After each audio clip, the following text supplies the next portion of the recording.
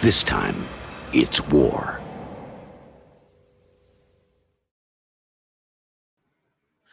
Welcome back, everybody, to another Nerdporeal Sci-Fi Chat. This is episode number 9.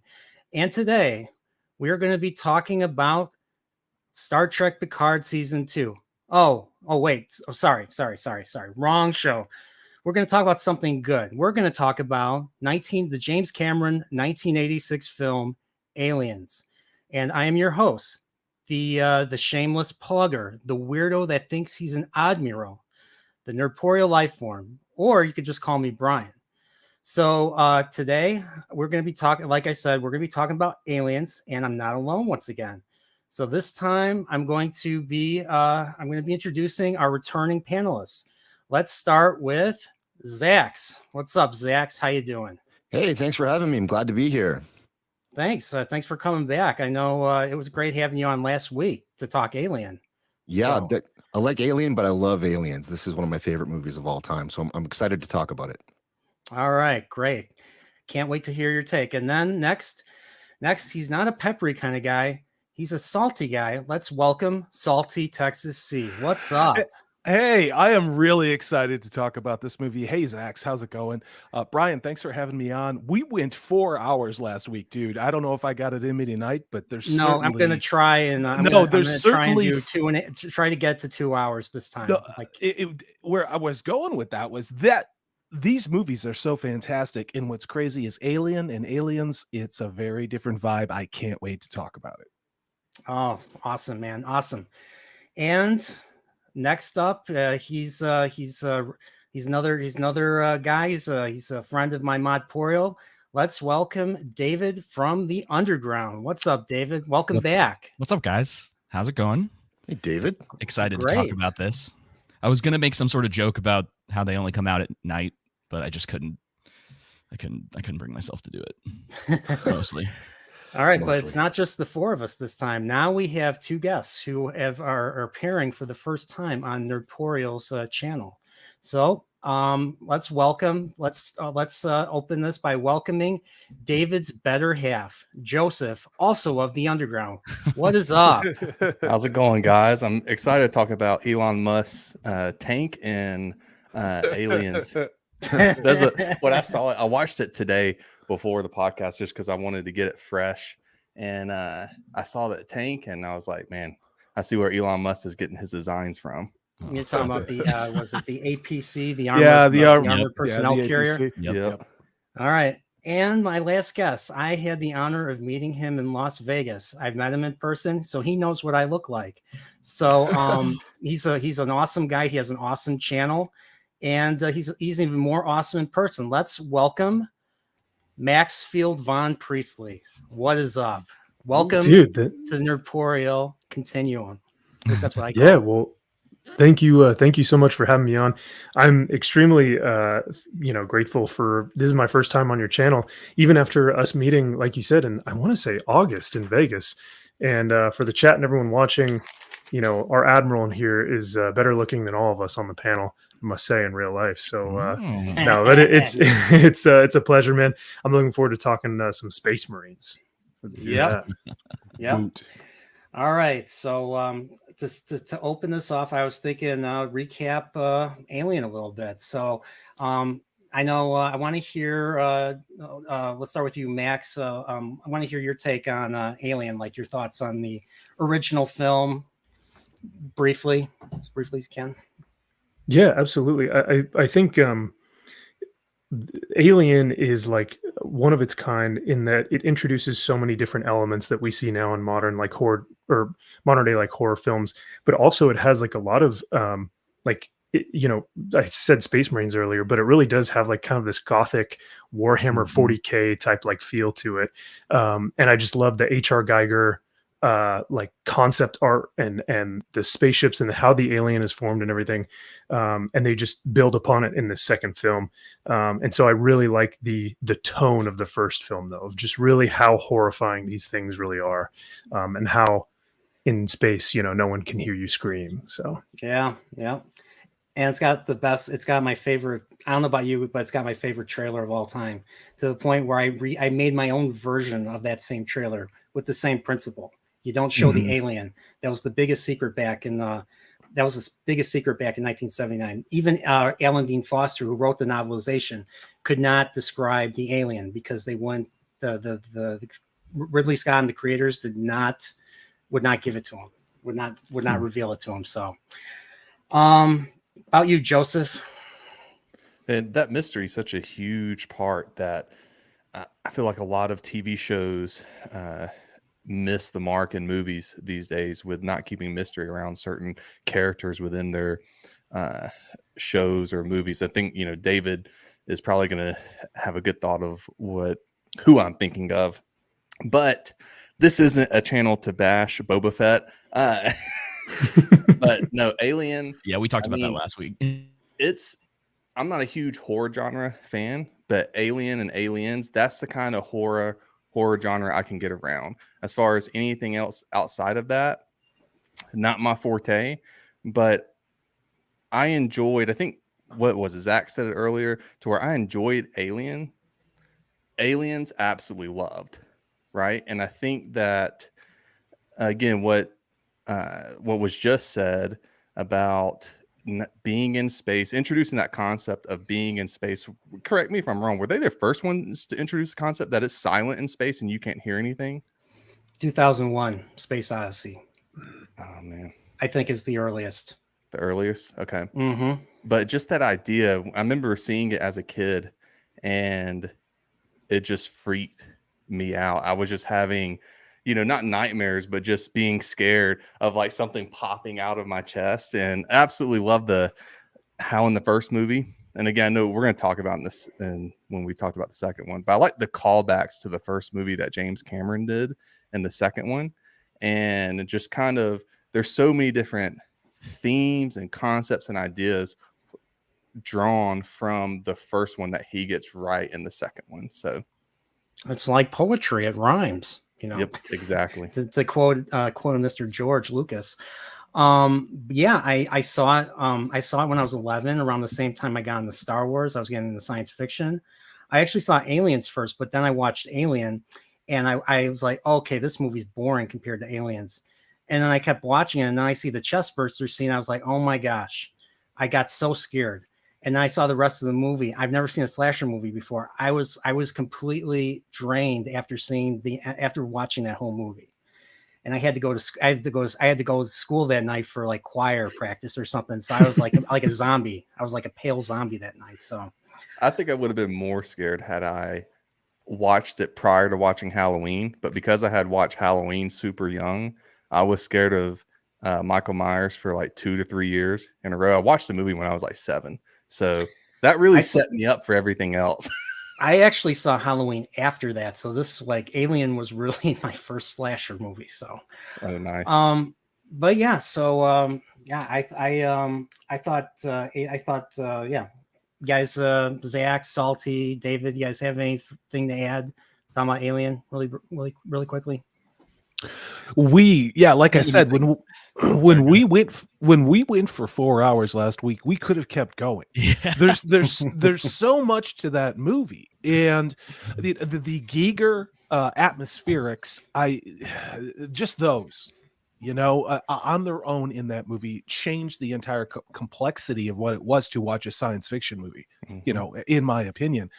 And I know we're going to get into Aliens, but it is such an incredible transition from a very different first movie into a very different second movie, but it's almost like The Godfather going into The Godfather 2 of science fiction movies, in my opinion. I agree. The first movie was very lived in. Everything was dirty. You see a lot of close-ups of them sweating and stuff. It's pretty nasty. Whereas in Aliens, everything is clean because it's Marines. You have to be on your feet. Max, you were ex-Marine, you're a veteran.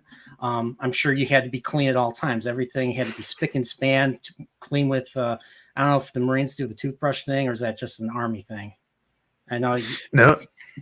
Yeah, we definitely, if we needed to, they'd take away our like scrub brushes for the floor, and they'd give us a toothbrush and go, there you go, that's what you deserve or whatever. But yeah, I mean, we're talking even our grooming standards. You'd be out in the field for a month, and you would still have your face shaved. Like grooming standards, uniform standards are always in play. Now, granted, this is however many years into the future, so there are some differences between our space marines and aliens and our marines here on boots on the ground right now. But still, I did see some similarities that I was like, oh, that's kind of cool. They actually used this type of ranking system or ranking structure in the film that actually parallels real Marine Corps. So but yeah, really cool to see that. They had a Vietnam vet on staff.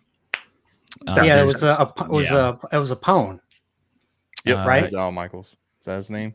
I can't remember. I was watching the documentary while I Al was Matthews doing other things. So yeah, he like there was an accident. He took charge. Like he was basically leading people to safety and stuff. So that's right. Yeah, when they catch everything on fire, when their first interaction with the aliens, some of the set was made out of plastic, and so when they lit it on fire, all of the toxic fumes went out, and so a lot of the cast wasn't actually able to breathe. I think it's in the movie, but one of the characters, I'm pretty sure she says, "I can't breathe," and she's not acting in the scene. Like it's an actual moment in the movie of that happening. Was it George Floyd?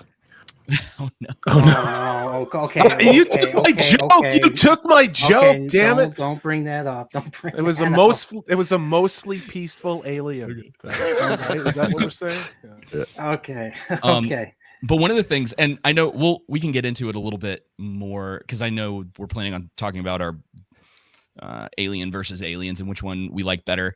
The only other thing that I would probably say is I think Alien is a better movie from a cinematography standpoint. I think it's actually, we talked so much about it last week, and then watching through this, I was like, okay, I want to do the same thing again. I want to like find like the best shots in the movie, and there's not nearly as many. Like it just, it doesn't, in my mind, it doesn't have really the same touch the Alien does. They're there. Don't get me wrong. They're there.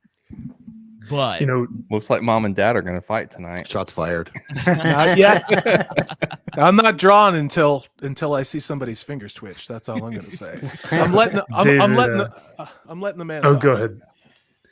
No, I was hot take, but David, I might actually agree with you there, brother, because I didn't want to bring it up first thing. Like I'm a guest here. I didn't want to say it first thing, but I almost have to say like I may appreciate Alien more like as a film, because Aliens is definitely your blockbuster. It's definitely it's like it's an action film. It's not necessarily a horror film.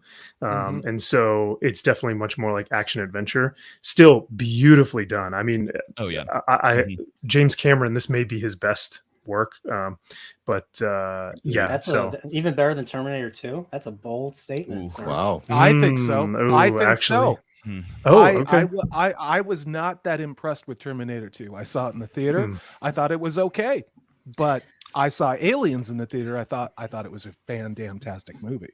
Well, maybe we can all agree on this. You know what the best Cameron film is? Avatar. Duh. Okay, I'm gonna get stoned for this one. A lot of these other directors who came up, making these incredible movies, he's fallen flat, just like a lot of the other ones. So before we go any further, I want to say hello to the chat. So we have Jake D says Happy Mario Day. Yeah, I was working on that retrospective forever. Snow Dub Live, one of the greatest movies of all time. I can agree. Some guy named Zax is here. Go away, Zax. He is. Oh, hi, Zax. You're not getting rid of me now.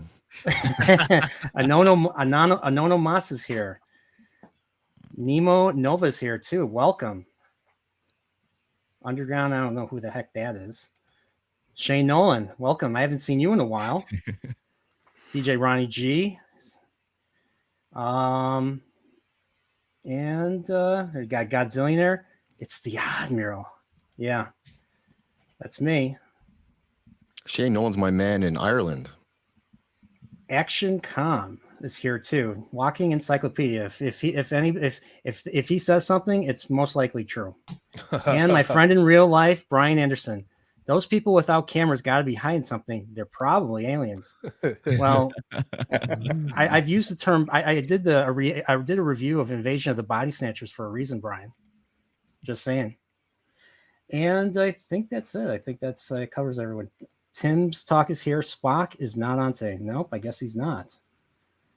We have Leia Rose. Hello, Nerdporeal. Potawanabe's here. The way they always had the liquid dripping off the aliens, not the most horrifying thing, but it always gives me the creeps. Yep. Slimy and everything. Mm-hmm. Brandon, the anime guy's here. Amos. I can't say this. I can't say this. See? Alien is a That's too superior good. film. Yeah, we will. The last thing we'll talk about is Alien versus Aliens, and we'll we'll talk our takes and stuff. Mike Likes Tacos is here. Barricade is here. Yo. And that's it. Finally. There's a lot more people. I guess a lot of people like aliens. So I figured we go into to talk a little bit about the background of aliens. So I'm sure you guys all know there's a 7-year gap between Alien and Aliens. And it really went forward with, if you guys don't know, the producer of the Alien series is David Giler and Walter Hill. If you don't know them, Walter Hill directs a lot of movies and Giler produces all of them. So like Walter Hill made The Warriors. He made 48 Hours with Eddie Murphy, Nick Nolte. And he did another one that I just watched yesterday for the first time. It's a movie called Southern Comfort. You ever hear of Southern Comfort? Yeah. That I saw that for the first time. I was like, I could see a little bit of that. So the idea was those producers managed to get a copy of The Terminator that James Cameron wrote, and they were impressed with it, and they wanted to get him to write their next Alien film. And their idea was that the way they pitched it to him was they want something equivalent to the Magnificent Seven and Southern Comfort. So Magnificent Seven is basically, it's a Western, they're holed up, being attacked by these bandits, kind of like Seven Samurai and stuff. Yeah. Southern Comfort is more of a thriller where it's these Louisiana National Guardsmen are going into the bayou, and they start crap with locals, and the locals start attacking them. Their commanding officer gets shot, and then they lay booby traps everywhere. And so one by one, they're getting picked off. So it's almost like a slasher kind of, but it doesn't really have that horror element. It's more of a thriller, and it's very character driven. So like the characters are they're not quite good people. Like they do bad stuff. And there's one point where they kill one of the one of the members of the party or the team was like torturing their prisoner, one of the locals who they thought was involved. And where the Powers Booth goes and kills him. They dig into a little knife fight and Powers Booth kills him. So it was basically, Aliens was basically a combination of Magnificent Seven and Southern Comfort. So James Cameron wrote Aliens, and Terminator was delayed. So because Terminator was delayed, Cameron wrote an extended treatment. And so he also wanted to direct. He asked Hill and Giler if he could direct, and they're like, no, we don't know you. We don't know if you can do this. So they're like, if your movie Terminator is successful, we'll let you direct. So Terminator came out, and history was made. So, and Terminator was a slasher too, in a way, a little sci-fi slasher. But that's how, so that's kind of how Aliens kind of got to be made. So then Aliens went to production, and a couple of years later, it came out, and we all saw it, and we think it's one of the best action movies of the 80s, probably one of the defining movies of the 80s. So you guys have anything to add on the background of? Yeah, I was actually going to talk because I was very much alive in 1986. I was actually 16. And I remember going to see this movie. And this movie, for whatever reason, the sound mixing for Aliens in the theater was probably only equal to The Empire Strikes Back as far as the immersive quality of it, because this is a very action-oriented movie. But all of it, from the alien hiss to the water dripping to the chains clanking, it was spot on in this movie. So I'm not sure who did the audio mixing or who was the sound design, but in the theater, it was scary as hell. And all of the weapons had different sounds. They sounded different from different ranges. It was a fantastic audio experience. Chains clinking? The Monster Mash. Oh yeah. Okay. Yeah. Okay. I see it. So, yeah. I was a baby. I think I was a toddler when Aliens came out in '86. So I didn't see it until I was 11, and my folks recorded it. So they were watching it. My mom and dad were watching it, and they were watching it late at night. And I walked into the living room, and I'm like, "Wait a minute! I know her. That's the woman from Ghostbusters too, Sigourney Weaver." That was the only movie I've ever seen her in. So I recognized her, and then I recognized the aliens because I remember seeing like pictures of the aliens in like magazines. They had a big giant replica of it at Suncoast Video that I mentioned last week and stuff. And it was like 7-8 feet tall. So it was like scary. And I remembered how it looked and stuff. I'm watching, I'm like, wow, this is great. And I realized I didn't even realize it because I saw Terminator 2 before this. I didn't even realize it was the same director. That's probably why I got so into it. So about you guys.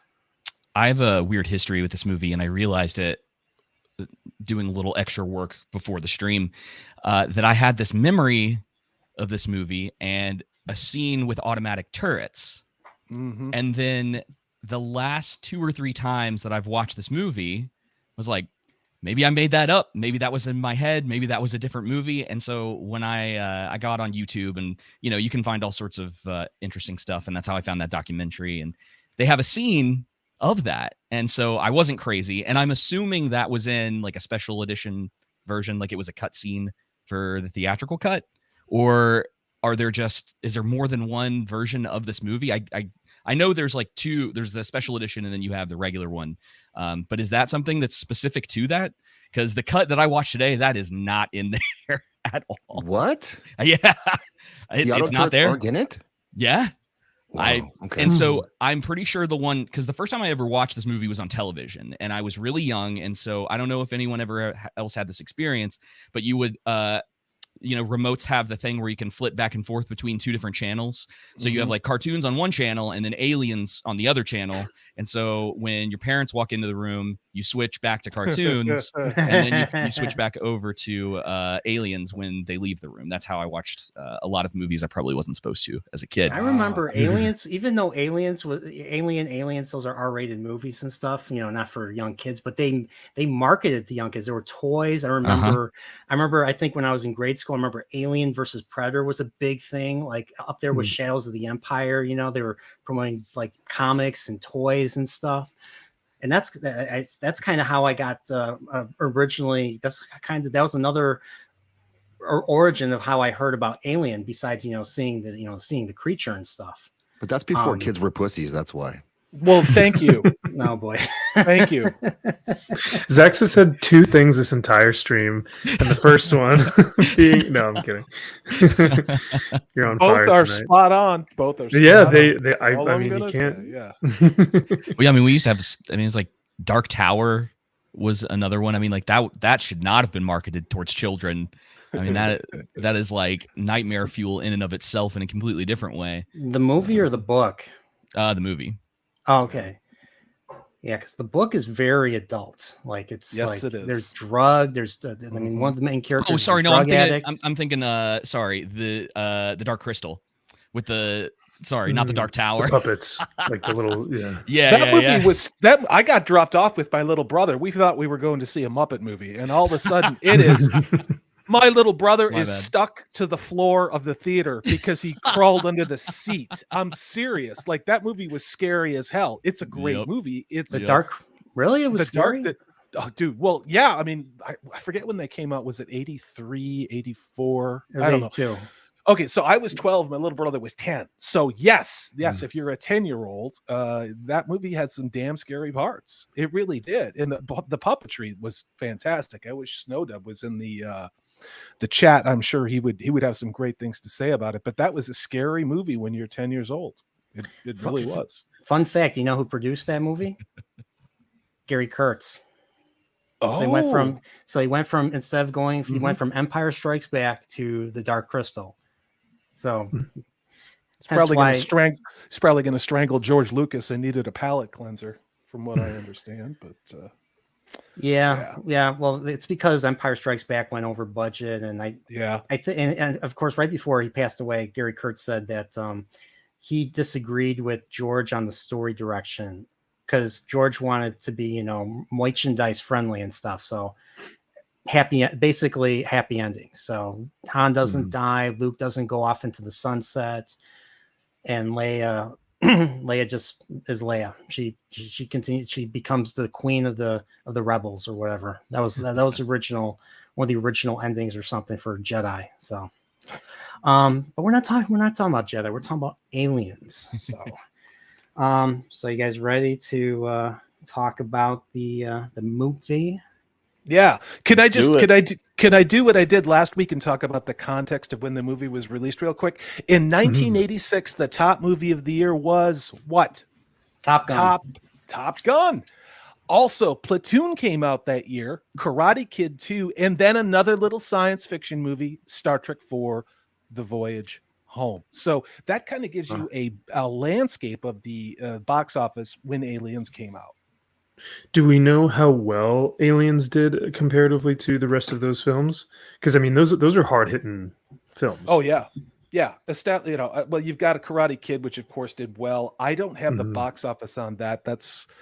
I just thought it would be cool to pull those up. The Stand By Me came out that year. Ferris Bueller's Day Off. It was a dynamic year. That's a good movies. year. Yeah, man. Yeah. Oh yeah. That's awesome. Aliens made almost close to $150 million, I think. It's with up inflation. There. So box office mojo says I have no idea. 131 million worldwide. 131 million. Okay.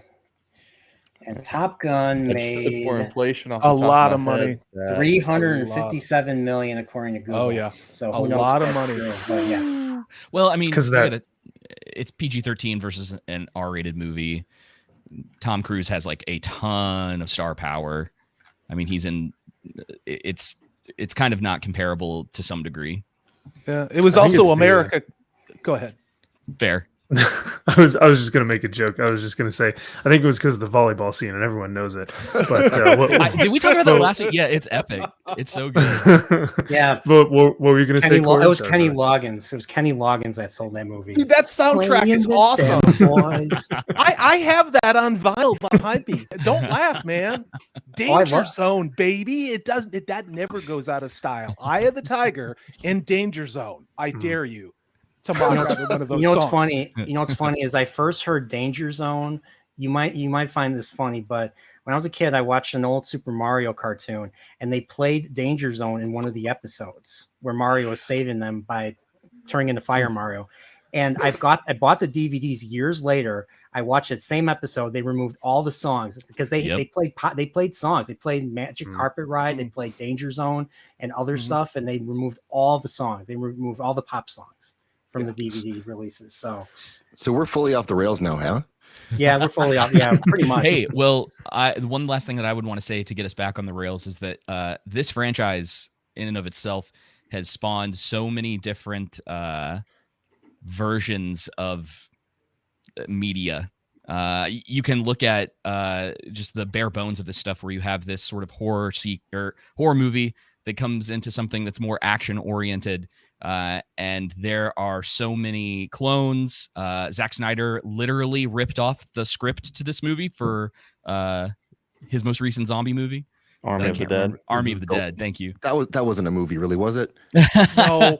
It's a mistake. But man, it's like beat for beat. Like one of the girls her red bandana. Oh God, yes, Entire character that, Vasquez, yeah, yeah, and it's insane how similar that he decided that he could get away with that, or at least he thought he could. Yeah, I can only That's a imagine. great I've heard, observation. besides Aliens, Alien also had a lot of clones like right after the movie came out. Same with Star Mhm. Wars because of its success and stuff. So we're like, I watched a crappy Alien 2 knockoff on YouTube. This was like 1979, or this was like 1980, 1981. And it had like a disco-y soundtrack, and it had the worst cinematography in the world and some of the worst acting. But you could tell it was of its of its day. So yeah, there was a lot of knockoffs out there and a lot of copycats and stuff. So, and then of course Halloween brought the whole slasher genre. Well, Halloween came out before, so actually forget Halloween. But the whole slasher thing became such a big craze, Oh, yeah. monsters and picking people off one by one. So but I figure let's start the movie and stuff. So where do we leave? Where do we last leave off with Ripley? So Ripley basically sucks the alien out of the airlock, and basically sends a distress call, and logs in her entry saying that everyone else is dead, and then she goes into hypersleep. Now we're in Aliens. Now she's been in hypersleep for some time, we don't know, and a salvage ship just manages to find her and picks her up. We get to see that cool robot that kind of, I don't know if it glides in or if it's railed to something in the movie. I mean, I'm sure in production it was rail. It was harnessed to something, but it looked like it was like floating, kind of like the probe droid in Star Wars. It kind of glides in, and it shoots that little blue beam to scan everything, and then they find the salvagers come in, and they find Ripley, and they're like, oh geez, there goes our salvage. And then we cut to the hospital. She's at what's it called, Gateway Station, I think. Yeah, Gateway Station. And Ripley is awakened, and we find out, we meet Burke, who is an executive at Weyland-Yutani, played by Paul Reiser. If you don't know Paul Reiser, he was in Beverly Hills Cop and Mad About You and stuff. And he basically reveals to Ripley that it's been 57 years since she left. So not only does she have the trauma of the events of Alien to deal with, but now she's displaced in time. She's alone. We find out that her daughter died of old age. So isn't that crazy? Like this is a really good beginning of a character arc, and this is where Aliens is, in my opinion, superior to Alien, is Ripley's character. Agreed. It definitely gave Ripley humanity. She was just fighting for her life in Alien, but in the second movie, you start to see the repercussions of what happened. Yes, she survived, but does she have a life after surviving that? And then, of course, what happens after that? It's like she's being punished for surviving her horrifying thing with the xenomorph. The one of the first lines that I noticed that she says after rewatching it today, but she gets out of cryo, she gets out of the stasis, and obviously she has that nightmare that is one of your intros, Salty, as she's the right on chestburster is going through her chest, and she has that nightmare. But when she's in the kind of garden, that simulated garden, the first thing that sets her character up perfectly throughout the rest of the film is, where's my daughter, or what's going on with my daughter? And it gives us that her motherly instinct is to check in on her daughter.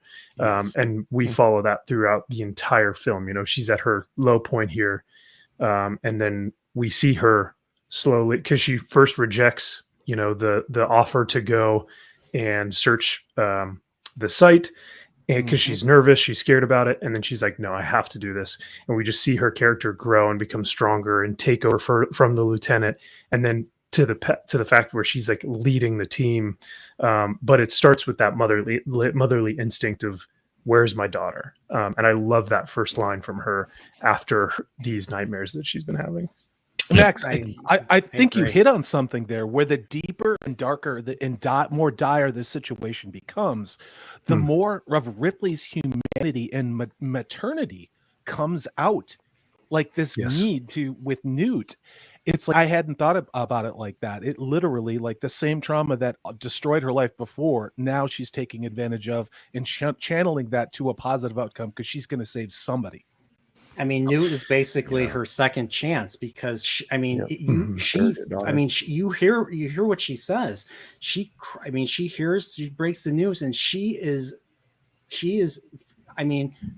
feels guilty for not coming home. Like she's like, I promised I'd be home for her 11th birthday, and that was 59. That was 57. That was 57 years ago. So, this is, this with Newt, this is basically her in her mind, her way of redeeming herself. Good thing there's no third movie. Or fourth. Yeah. Or prequels. They just stopped at 2. That's what I love about Aliens. Yeah. I mean, like it's really hard to follow this one up because it's just it completes Ripley's arc, and I mean, there's really nothing left. I mean, well, actually, no, they kept it open. If you don't know, the alien derelict is actually outside the blast radius, so they could come back. Somebody could get infected, and then infected with the alien, and then another, infestation will occur somewhere. So I'm sure that's what they were saving it up for. But funny is Alien 3 didn't do that, and we're not here to talk about Alien 3. No, I want to quickly highlight is. Paul Reiser for a second because. Like, have you ever hated anyone as quickly as you hated Carter Burke in this film? In the beginning, he doesn't say anything. You hate him. In the beginning, he starts off very, nice, polite, comes off as very caring and stuff. But then as the movie goes on and on, he's like a typical politician now. He doesn't admit when he's wrong. He's completely, he's practically sociopathic. Even when they're telling him, you're doing evil shit, and he's like, no, I'm not. Well, I'm disappointed in you, Ripley. We could be rich, And he's the reason why. She told him about the coordinates. He was the first person that found out about the aliens and stuff, and he's the one that sent out the directive to Hadley's Hope to go out and explore these coordinates. He's slimier than the facehuggers. Yeah, well, is this the earliest? Here's my question. Is this the earliest movie? And I'm not going to count Alien because Alien, Ash was a robot. But is this the earliest movie where you have monsters? The villains are monsters, but yet you have a human villain. Is this I know some of the older Godzillas kind of had that. Yeah. Wouldn't Frankenstein maybe be considered one of the earliest versions of that? I guess he's the monster versus the people who are coming after him. Like that's kind of the entire setup for that. But it's a little different there. Humans are the real guy monsters. or the creature when you say Frankenstein. Oh, sorry, the Frankenstein's monster. Forgive me. Versus the people in the town. So it's a little bit different, but it's kind of a similar. You kind of have this idea of like who really are the monsters, and Ripley says it herself. It's like right. At least they're not willing to screw each other over a share or something. Yeah, like exactly. That. Yeah. So, but Paul Reiser and that entire CEO setup at the very beginning is kind of a dead giveaway, and it does kind of make me wonder why Ripley, and you guys might disagree, but she seems pretty trusting of him at first. She deals with him, but she doesn't really respect him. Even at the inquest, they have an inquest. And she's basically trying to stick up for herself. That they don't believe, like the board does not believe her story at all. And she's basically getting pissed. She's basically yelling. She's getting pissed off at them for not listening. And he right after the meeting, Paul Reiser goes up to her and he's like, "This could have been handled better." And then she just completely ignores him and goes to the head of the board, Van Leeuwen, and says, "Hey, go check out LV-426." And he's like, "No, we don't have to. We've had colonists living there for 20 years. Yeah. Really? How many? Well, about 60, 70 families and stuff." So there's people. So while she was sleeping, they put people on that. They put terraformers on that world and stuff. So that scene with Ripley standing up to the board, and I'm not going to make this ideological, but I'm going to point out the perfectly obvious about this. This was 1986. You had a strong, independent, powerful, moral woman who was a heroine standing up to big interest, to the boys club, to this transnational corporation that was only interested in their bureaucracy and their paperwork. And this, to me, it's so frustrating because Ripley was an organic, strong female character, and her believability is off the charts. And I'm just going to say, look at what we're getting now with those type of characters they're trying to force and create. Ripley had to earn her hero's journey, and she's remarkable. And that's why this movie is amazing. I was going to mention the same thing. The payoff, that one of the things I loved in the beginning of the movie, talking about Burke and her disagreeing, or when Burke tells her, you can get your pilot's license back. I know you're working out on the dock. That's where she gets the experience of being able to operate the loader. Whereas if it was made today, the heroine, she would just know. She'd know inherently, just like, I'm the best at this. Yeah, exactly. And so look at Godzillionaire. Oh yes, I'm gonna mea culpa. I was wrong. Before Brie Larson and Captain Marvel, there was never any truly strong, independent female protagonist. No. I'm sorry. But I think you guys you guys are both on this great conversation or talking point, because I think what she has here in this boardroom, she has agency. She speaks from a perspective of confidence, but also knowing what she's seen. She's speaking from a place of wisdom and experience to say, I'm trying to help you here. And she doesn't do it in a snarky manner. She's not throwing insults at people. She's very confident, and she chooses her words specifically. I think she even says, are you not listening to me at one point? Exactly. Have IQs dropped in this, and have IQs dropped in this room? Yeah. And she's like, ma'am, I already repeated this thing. So like, she's like, she basically puts her foot down. She's like, God damn it. If one of those things is loose here, then you can kiss all this bullshit goodbye. Like, she takes out the papers and all their, all their procedures and stuff. And she's correct. I mean, you saw, we all saw Alien. We saw what one of those things did to a crew of experienced commercial. They weren't soldiers, but still, these things are dangerous.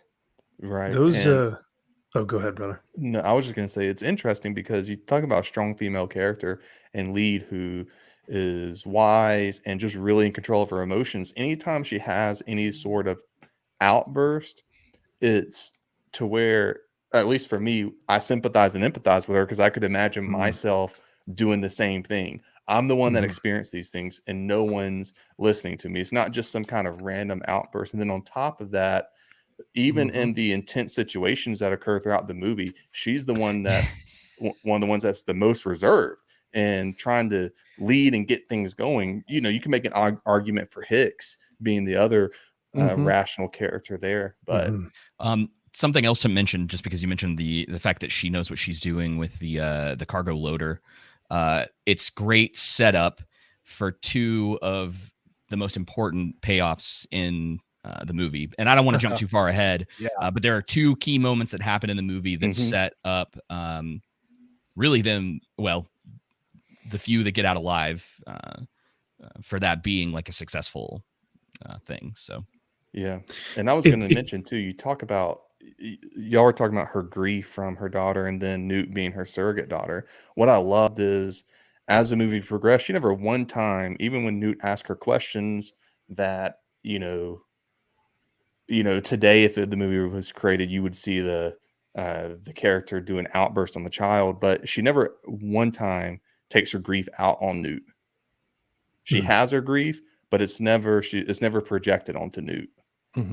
Newt's already been through, an extremely traumatic situation. She had to survive for weeks or something alone. Long time. And look Over at how 17 days, we know that for sure. yeah. Because I know Hadley's Hope. Or sorry, Max, go ahead. Oh no, to your point, look at how the Marines handle her. You know, look at how they spoke to her. They were going, listen up, you need to tell us what you saw in there, blah blah. And it shows that juxtaposition because then she comes in and she goes, hey, let me clean off your face, or do you want some hot chocolate? And she has that calm motherly presence, and that in itself shows her strength. Because these Marine idiots don't know what they're doing. They think that and I can speak from experience because I am a Marine idiot. But yeah, we try and go in there, brute force, like, hey, give us the information. And she's the one who comes in. And I'll briefly mention this, and then I'll let you guys kind of continue on. But there was a program back in the early 2000s in Iraq called the Lioness Program, which basically during searches, male Marines were unable to search the female Marines and children due to the cultural necessity at that time. And so the Lioness Program brought female Marines onto the front lines to do said job. They were able to speak with the females and the children, because us as males, like me as a I was a lieutenant and then later a captain, but I led a grunt platoon for my deployment, and we didn't know how to deal with women and children. I mean, my guys were compassionate towards them, but ultimately there's nothing like that motherly connection or that female connection with them that really shows their strength. I don't think that's a weakness. And so we had the Lioness Program to our benefit. And it was still to this day, I mention it all the time because it really just does speak on what female characters can do in film and in real life that maybe men can't do, or maybe necessarily aren't as great at them at. But yeah. Dude, 100% action com about 10 minutes ago, but in the chat said you don't see the subtext of motherhood these days. And it's true. Look at the strong female archetypes that are on screen. First of all, they're artificial. And second of all, they're immature masculine archetypes in a woman's manifestation. But to me, I mean, like, and we've talked about it, I think on my streams and others, man, there is no one more tough, protective, or willing to lay down their life than the mother bear. The mama bear. Yeah. And you don't F with the mother bear. And you see that with Ripley in this movie, and it's part of her character's arc evolving from the original movie. So, and that nurturing side adds a soft tone to the movie, even though it's a horror movie. About the motherhood aspect, they didn't have to beat us over the head with it. They just showed it. Right, like you said, she cleans up her face. That's it. Doesn't say I was a mother. This is how you do this. There was no lecture. She just did it. Well, she showed us. Show don't tell. That's my problem with a lot of modern entertainment. So yeah, big time. Because great point. Yeah, the tell don't show mentality would have been, and we can all see it right now. She walks into the room, and the Marines are going, she's the best out of all of us guys. Guys, she knows what she's and they have to continually say throughout the film, Ripley's got it down, guys. We need to listen to Ripley because she blah blah. No, she earns her. I was 100%, but she earns her spot amongst those men, because when she first comes in there with the lieutenant. Sorry, I didn't mean to cut you off, Corey. No, dude, I'm going hell yeah. That's what I'm doing. Yeah. It's because when it's her, the lieutenant and the sergeant, and they're all smoking and joking and blah blah, and they're like, "What's your take on this?" They're all blowing her off. They're like, "What do you know about this?" We've done combat, missions and stuff. So yes, go ahead, Corey. No, I'm just going hell yeah, like I always do, man. In the choir, going preach, brother, dude, 100%.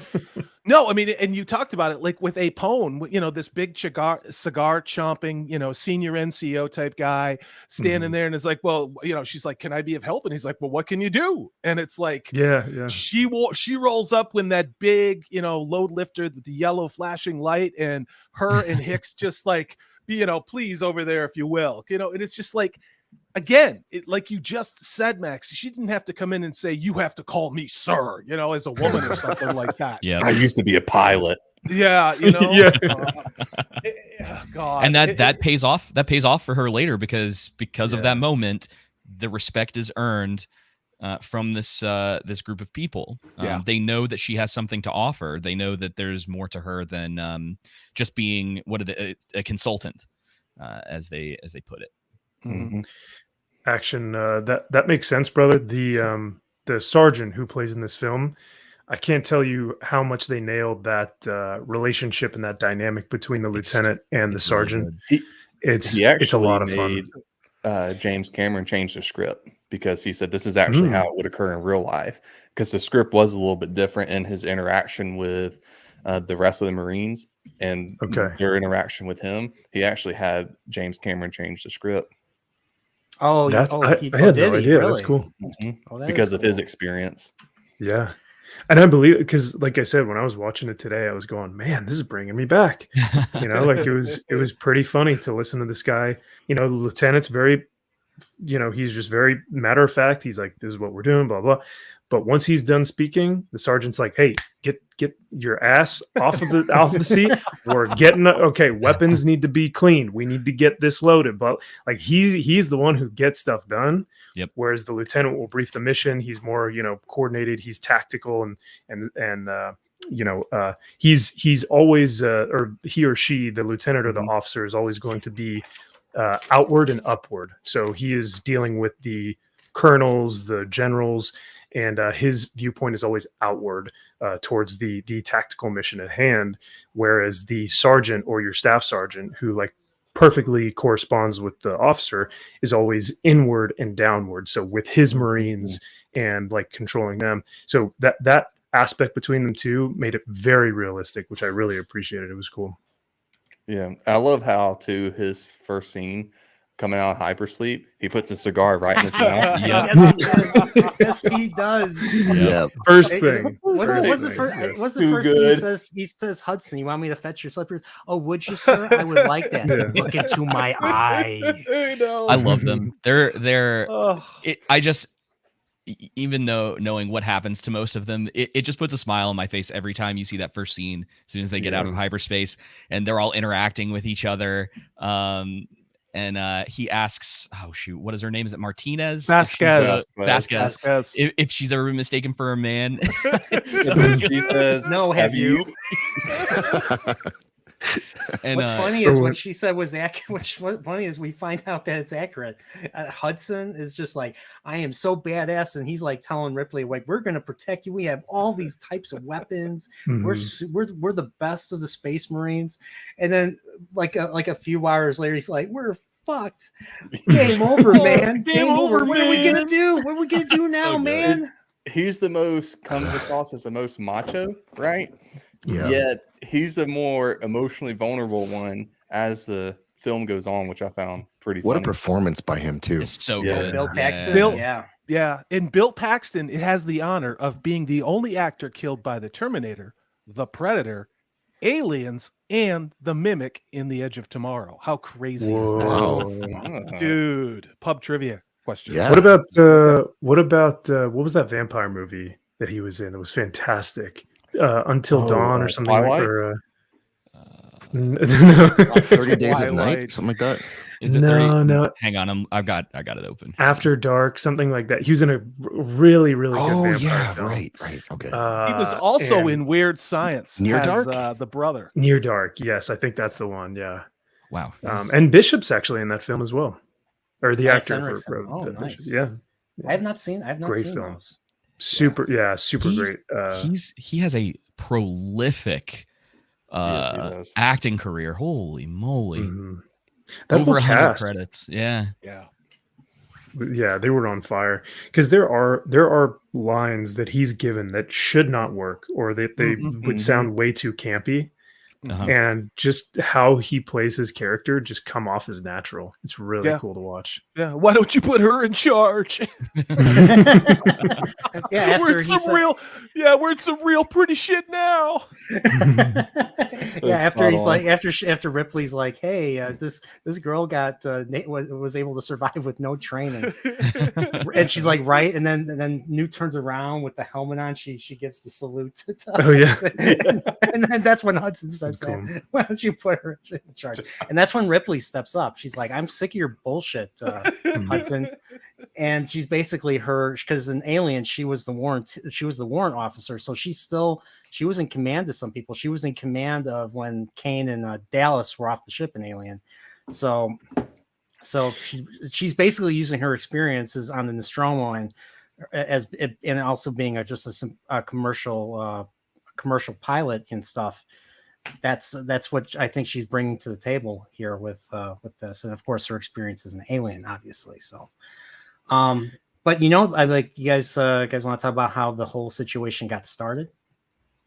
So, so basically the Burke, we know, I mean, spoilers, Burke sends a directive to Hadley's Hope to say, hey, we want you to check out a coordinate and stuff. So they send out the scavenger family, the Jordans, I believe is their name. And her dad, the dad reminded me of Kane from Alien. Like, he had that gung-ho attitude. I want to go out there. I want to explore, I want to find stuff, and I want to claim it. I want to be able to claim it and make some money off of it. That's basically Kane. And they get the coordinate, and they go to this coordinate, and look, we've seen that before. It's the derelict ship. Remember the derelict ship, everybody? Remember that from Alien? Well, they the mom and dad go into the thing, and with a jump scare, the next scene later, she drags him out, and we see a face hugger on his face, and she's calling Mayday, Mayday, Mayday, and of course, we first hear Newt scream. And this is all a deleted scene. This was not in the original theatrical, I believe. This was added. This was part of the extended.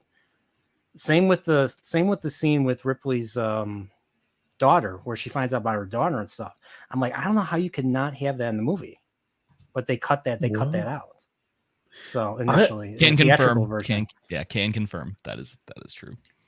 I was just about to say, okay, because that, man, then it's kind of like Lord of the Rings then, because I only remember, and even the one I watched today has all those scenes in it, so it must have been the extended. But man, that it would be a real detriment, I feel like, if they got rid of those. But apparently that was what was shown in the theater. So yeah, because you wouldn't understand like you wouldn't understand the character arc as well, especially with Ripley. Like, why is she so nice to Newt? Did she have a kid or something?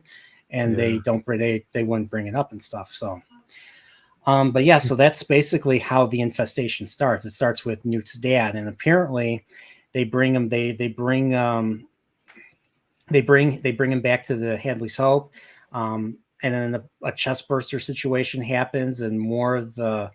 I think it gave birth to a queen or something. I forget how it went, but it gave birth to. I'm guessing the one that he had gave birth to a queen. The queen laid more eggs. There were more face huggers running around, attaching themselves to people. And what sucks is, like, once they attach to you, you're dead. Like, if even removing them, we find out, like, from seeing the face huggers in the laboratory, that if you try to rip them off, it kills the host right away. So. Maybe it's because it was, quote unquote, feeding them oxygen. Yeah, it's a great. And it's a great moment too, because as someone who's watching the movie, you just kind of start thinking about how that happened, just based on what we know from the previous film, and it gets kind of gross potentially. So yeah, I think it's a great little moment. And it's like the scene where they're showing the kids playing in the Hadley's Hope right before, like, they're like, saying, hey, we sent these people out, and what's the reason? Don't ask, because that's the corporate that's the Wayland Yutani way of barking orders and stuff. So it's kind of, when you think about it, it's really messed up. Those kids were all victims. All those kids were victims of the aliens and stuff. And apparently, by the time the Marines arrive, there was already like a big firefight. There was like the Alamo. Like, they were holed up in the main facility, and they were unsuccessful in sealing themselves in. The aliens got in and took them all away. So there was a really powerful scene as they start to enter the structure. And it's a side room, and there's water leaking in, and there's like plastic sheeting and metal, flapping in the wind. Mm-hmm. And there is a coffee cup that is full of rainwater next to a donut, and it looks like whatever happened, someone was in the middle of having coffee and a donut. Oh yeah. And those moments, these little captured things add to the atmosphere of whatever hit him hard, hit him fast. And literally the dude couldn't even finish his donut before he died, which is a tragedy to me. But The question is, Yeah. the question is, would you eat that donut? would I have eaten that donut? I'm not going to answer that question. Well, Okay. which donut would be preferable? The donut that George Costanza eats out of the trash in Seinfeld, or the donut in Aliens that wasn't finished? If I were forced into a corner to answer my question, I'd rather take a trash can donut than a potentially alien slimed donut on an alien planet. But I'm finicky like that. But you know that guy would want you to eat that donut. That would be his last wish. You owe it to him. You guys are going to make me want donuts, and it's like 10 o'clock in Texas, man. I'm not driving into town to get a donut now. Come on. Yeah, David, you had mentioned something interesting about that scene where they're in the lab with all of the facehuggers on there. It does two things really, really well. Like you said, the screenwriting here, like the actual script, is fantastic because it doesn't need to go into any more detail. They say exactly what they need to say, and then it allows the audience to go, "Oh my God, that must have been horrific." Trying to get this thing off of someone's face and then having it kill the host in doing so. They didn't need to go into any more graphic detail because we then have to picture it, and that's even more terrifying. And the other thing they did. Oh, sorry. Oh, go ahead. I was just going to say another thing they don't do anymore for the most part. It's like everything you have to have. We talk about Star Wars a lot, obviously, but it's like every little detail of every little thing has to be talked about. It has to come from somewhere. It has to have some sort of importance instead of it being they tried to remove it and it died. And if you've seen the first movie, which hopefully a lot of the people who were watching it watched the first one ahead of time, it gives you some sort of idea in your head, which is more horrific than if they had actually shown that on screen. It's the Alfred Hitchcock idea. Let the audience use their imagination to fill in the blanks and stuff. Yes.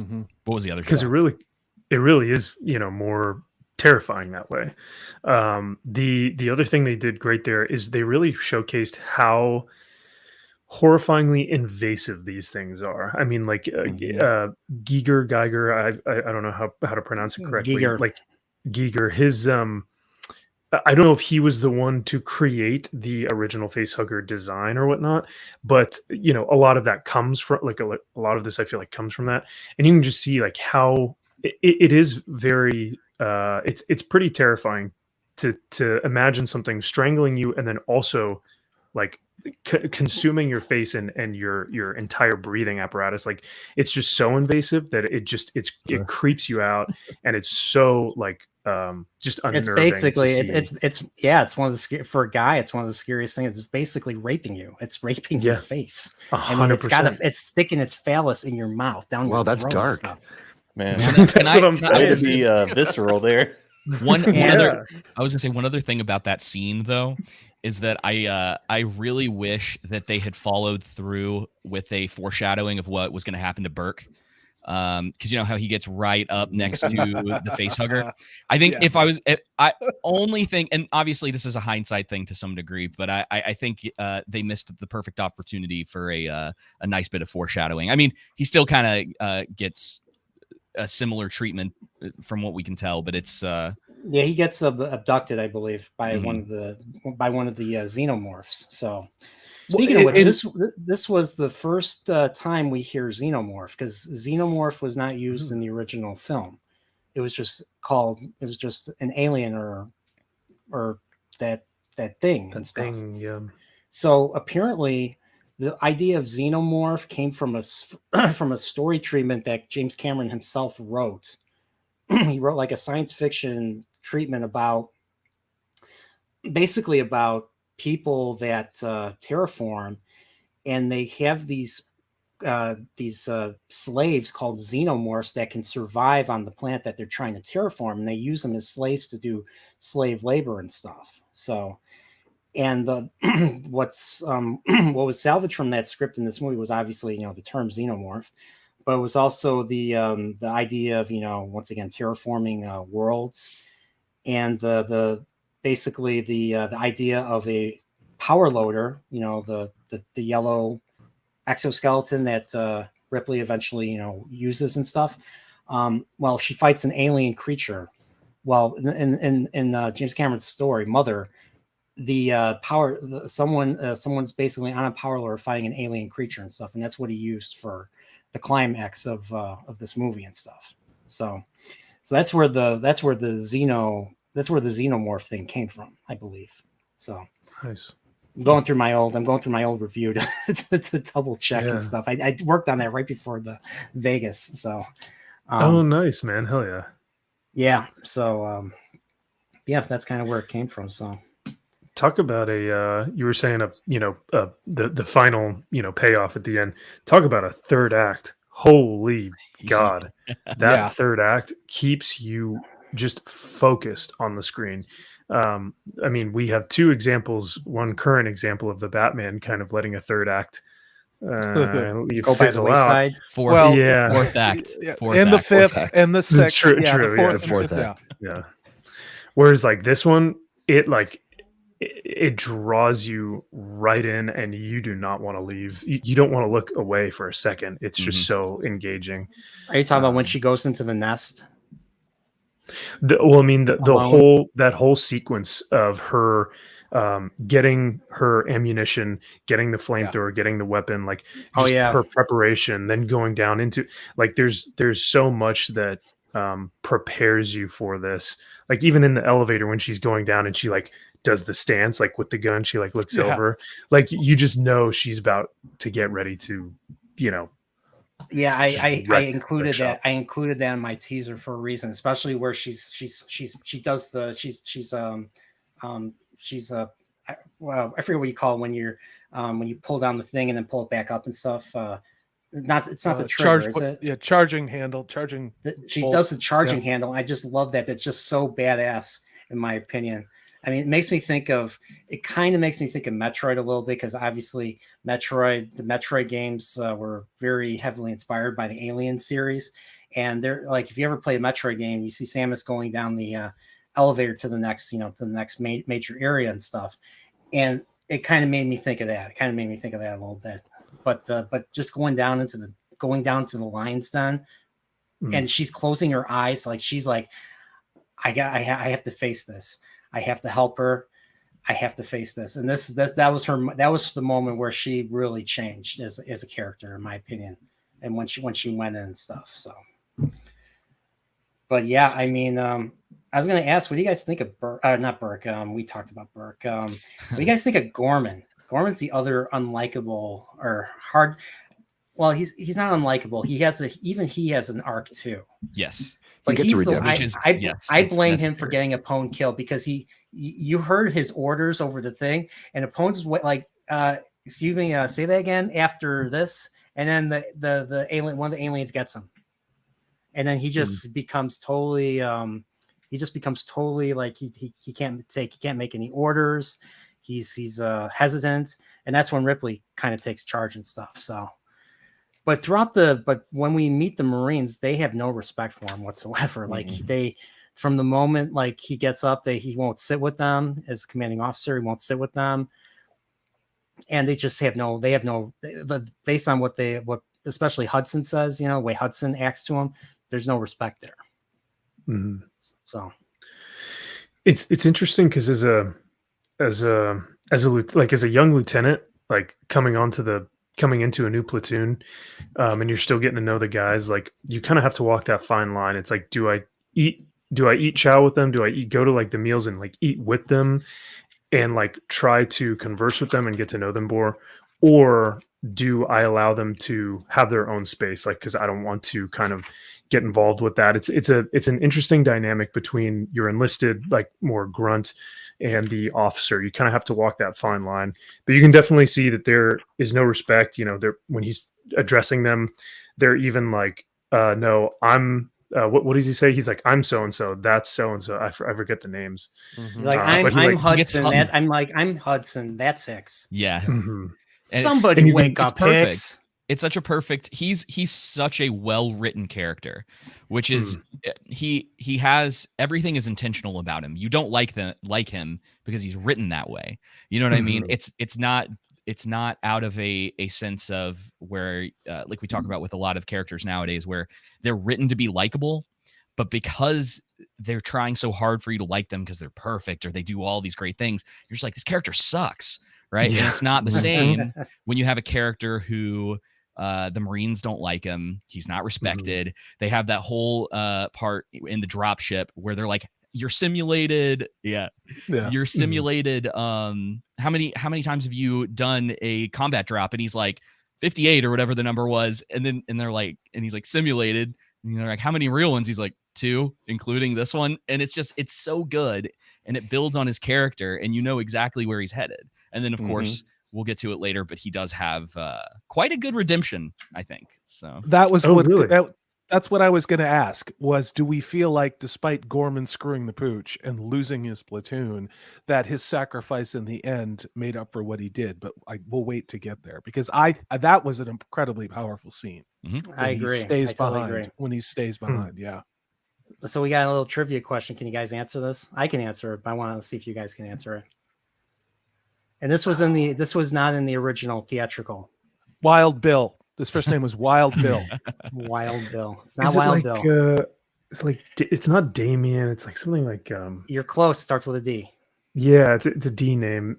I almost said Deshaun, but it's not Daniel. It's like Desmond. I don't know. Someone with a D. It's Dwayne. That's what it was. Dwayne. Hi, I'm Ellen. Hi, Ellen. It was a nice little. This was right before she goes into the nest. So, good question, Anonymous. Yeah. So, okay. So we already talked about the colonists disappearing. You know, we got to see the donut. Burke had his little moment. Had his little lovely love moment with the face hugger. Hicks is like, "Ooh, love at first sight." You know. It's too bad that didn't happen. Like I said earlier, it's too bad that he didn't get hit with a face hugger and stuff. But oh well. But let's talk about the ambush. So Hudson basically they already secured the main facility, and Hudson goes in and he's able to basically key into the colonists. I guess they have transponders or something on them, and they're able to locate them. And they're actually in the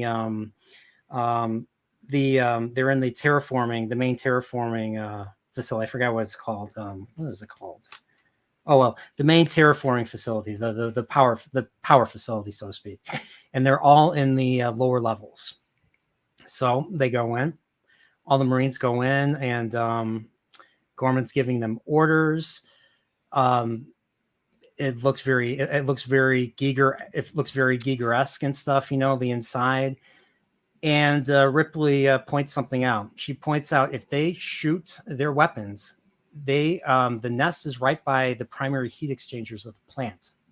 If they shoot that if they puncture any of the heat exchangers and rupture the cooling system, it can cause a thermonuclear blast that will kill everybody within a few hours. So hence that's why they have to surrender all their batteries to Apone. And I forget the name of that one soldier, but he's like, what are we supposed to use? Harsh language? Yep. Yeah, that was a good one. And of course, we see that Vasquez and I think what's her friend's name? Drake. They keep. Yeah. I think they kind of secretly keep one of the batteries in case they might, in case they need it. Mm-hmm. And let's just say they made the right call, but they and things start going wrong. Like the woman, the female Marine gets grabbed on by one of the drones, and she accidentally burns the guy that says the harsh language. I forget his name. I forget his character's name. And then like a bunch of them get taken out. Even Apone, while he's trying to listen to Gorman for his orders, he gets taken out too, because Gorman's giving him a dissertation with orders, just like say, hey, move out or fall back or something simple like that. Wasn't it Hicks that pulled the sawed-off shotgun from his backpack? Mhm. It says, "I like to keep this for close encounters," or something like that. That was and then such a great line. then when they fall back and they get back on, he puts the gun in the alien's mouth. He's like, "Eat this," and he shoots it. Shot and the shot in frickin', reverse. yeah, and the freaking the acid hits Hudson in the arm, and Hudson's screaming like, "You bastard!" and stuff. Yeah. So. Oh yeah. One of the things that's really cool about this movie, and it's in the documentary that they've got out there. It's on YouTube. You can go look it up. But they talk about how James Cameron's like, he did a ton of reverse shots in the movie. And a couple of the people that were working with him were saying that they had never seen anything like it before they had worked on a movie with him, and that he was willing to do a lot of this stuff to make the shots look, I guess, perfect, if you will, or as perfect as you can. So, and that's one of them, is when he sticks that shotgun in the alien's mouth. It's a reverse shot. I don't know how they did it, but they mentioned in the documentary that that's how they pulled it off. There was one reverse shot that I do remember they did. Remember when Ripley and Newt are locked in the room with the two face huggers? So good. Well, when the one face hugger springs to her and tries to grab her and stuff, that shot towards the camera, that was a reverse shot. They were actually pulling it back. They were actually pulling the little puppet back and stuff. So it was, you're right. They did use a lot of reverse shots for this movie and stuff. Smart trick. And you couldn't tell. You could not tell. The stuff they did with some of the face huggers too, where they talked about in there how one of them, and I don't understand the mechanics behind it, but the way that they built it, when it was pushed along, the legs would move and the tail would whip around. So it was almost like not exactly a wind up toy, but as it was being pushed along, everything would move automatically on the face hugger. It's really cool stuff. There's a sound design or sound mix in that same scene where the face hugger like is crawling away and that tail whips around, and it has like a similar sound to The Thing, where those tentacles that are coming out of the dog, that the first time we see that, or the tongue from one of the characters that like whips around one of the guys. It's that same kind of weird whipping noise. It's so creepy and like visceral, and like it just sounds it sounds slimy, you know. And I love that. It really adds to like the creepiness. Oh yeah, that's so true. And let's see, where we're at. So I think Drake gets killed. He gets I think Vasquez shoots one of the drones, and he gets hit. He gets hit in the face with the acid. So he's practically he's gone. So who's left after that whole thing? Who survived? Hicks, Hudson, and Vasquez are the only three that survived that. They're the only three Marines left out of all that, besides, of course, Gorman, Burke, and Ripley, and Newt, of course. So there's only the 7 of them left. So I don't think I said earlier, Ripley kind of takes command of the situation. She kind of hijacks the APC and drives it outside of the plant. So what happens next? Well, they try to call and get picked up and stuff. The Bug Stomper is the name of the dropship. Well, one of the drones gets on board, and the Bug Stomper gets stomped itself. Like the pilot gets taken out, the alien takes out the pilot, and it just comes crashing down. And they're stuck there. They're stuck on LV-426 now. They're stuck there. There's aliens about. There's no protection, and we get that famous Hudson freaking out line. Game over, man. Game over. What are we gonna do? What are we gonna do? That's just great, man. It can go on forever. It's also when we get they mostly come out at night Mostly. Mhm. Mostly. Exactly. Same Mostly. scene. Yeah. And of course, So Burke good. tries to Burke tries to cheer up, say, "Hey, let's make some marshmallows. let's go some marshmallows." Like, shut up, Paul Reiser. Shut up, Paul Reiser. I gotta say, Um, I enjoy, even though you see it in the first movie and everything, just the added aspect of all of them constantly having to remember that when they shoot the aliens, they have acid for blood, Yeah. and just that constant threat being there. And you see, you know, throughout this movie as well, even towards the end with Ripley, that not remembering that comes back to hurt them and harm the character to where there's another obstacle they continuously have to overcome. Mm-hmm. I got a question for people who know their trivia. The heads up displays with the names on them in the APC, is that the first time we've seen this, have a scene like that in a film? Is that new for this? I don't know. Because it's pretty effective, where you could see all of the individual soldiers and their cameras going out with their name on it. At the time, I mean, at the time, that was the first time I'd seen that in a movie as a 16-year-old kid. Did they do it in Space 2001? I honestly don't remember, but I don't remember another major science fiction property that utilized that kind of heads-up display thing, the like proto Land Warrior system for a movie. Yeah, I think it's great. I love that trick. Yeah.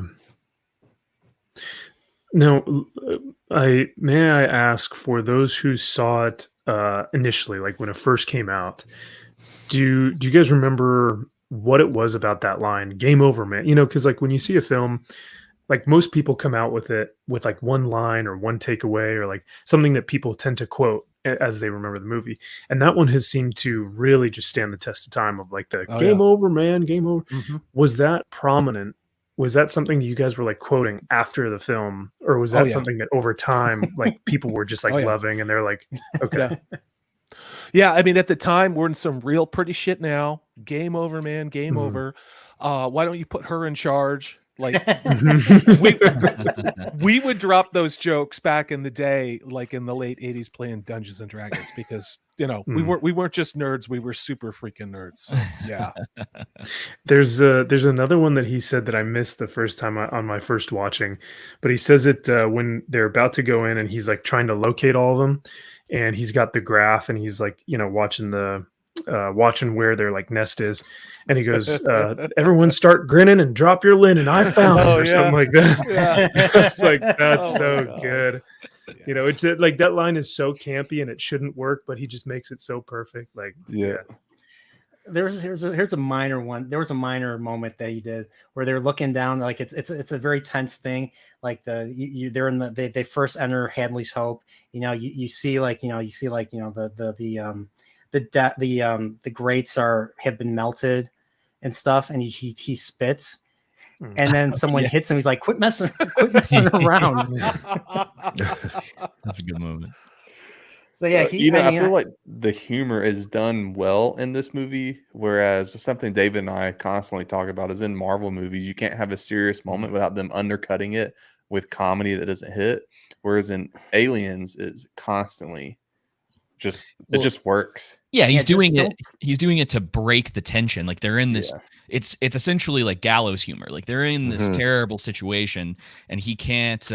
It's just his way of dealing with it, right? And you even see that ultimately, it doesn't work for him for most of the movie. He breaks down and he can't handle himself. Yeah, I mean, I totally agree with that. I mean, there's ways to break the tension and you can still make it believable and stuff. And that to me is funny. A lot of the stuff that comes out of like Marvel or Whedon speak gets annoying after a while. Like it takes me. I don't know about you guys. It takes me out of the movie. I'm like, yes, especially when Last Jedi came out and they had that, or Force Awakens actually, with that dumb humor. Who speaks first? You talk first or I talk first? I'm like, I started rolling my eyes. Like, really? They're doing this? Because Lucas would not allow. George Lucas did not allow that when Lawrence Kasdan was writing Empire or Jedi, and he didn't even include stuff like that either. He had to be in the moment. If there was humor, it had to be within the movie. If done properly, it adds tension. It doesn't. Yep. Like, and that's how it should be used, really, not to break the tension. Well, and it's unfortunate too, because I think Whedon kind of gets a bad rep because people just copied him. Like back in the day, he knew exactly what he was doing, and then over time, Marvel took that. They took what James Gunn did as well, because a lot of people blame Guardians for why Marvel is the way that it is now. And not that Guardians is a bad movie, but they take it from that. And when you have writers who don't know how timing works, when they don't know how to take a poignant moment and let it just sit, so it's like a character death or whatever the case may be. Like, could you imagine during Infinity War when Nat dies, if like that happened and then someone just started making some like wubba-dub joke or whatever right afterwards? It's like it completely breaks what you're doing. And there are moments when tense moments can be broken with humor, and then other moments where it's like you need to let the audience sit in this. They need to understand the impact of what's happening. Yeah, it's interesting. Action Com in the chat has been getting our boy Hudson's back the whole time, and I'm not. I mean, as he's put each one of those comments out, in my opinion, I think that I'm now changing because of Action Com my perception of Hudson. I think he's. No, where I'm going with that is Hudson was a conduit to the audience, to give the audience permission to say, when you're feeling scared, you know, what would you do if you were in my position on the screen with the xenomorph? I think that's what Hudson was kind of like everyone else is stoic. You have Hicks, you've got Ripley, and you've got Hudson basically, you know, trying, you know, losing his shit, but never letting people down. I think that was a way to allow the audience to have this wide range of emotions and to say, like, you know, if you wouldn't make it through this situation, you wouldn't be alone, because here's this Marine who's short, who's supposed to muster out soon, and he's not having a great time doing this either. So I think Action Com is onto something there. Kind of like Lambert a little bit in Alien. You know, she was like, you know. Yeah, like we talked about. We talked about that. Hers is completely the opposite, though, right? So where he goes on this sort, he's like kind of selfish, right? Like he's trying to get out of there. He's doing all of that for his own ambition. As soon as things start going wrong, his arc ends differently than the way that for what happened to Lambert in the first. Oh yeah, the arc is still. And I was just saying, just in terms of like the whole. The audience kind of encapsulating the audience. Of course. That's where it ends. Like she basically freezes and dies. That's horribly. But Hudson went out like a champ. He did. Yeah. He went out. He was in the Alamo, and he was basically the last man in the room. Yeah. You know, and they were calling him back, and you know, and he kept he held them off, and then the aliens got him, and we never see him again. Yeah, no one's calling Hudson a bad character. That's not the. He's great. He's great. We're trying to stay in order, try to keep it. No. I just it was just interesting because I never thought about Hudson that way until Action Com said that, and it's that's just great stuff in the chat tonight. Well, and Alien, Lambert arguably got Parker killed to an extent. I mean, who knows what would have happened, but Lambert was in the way.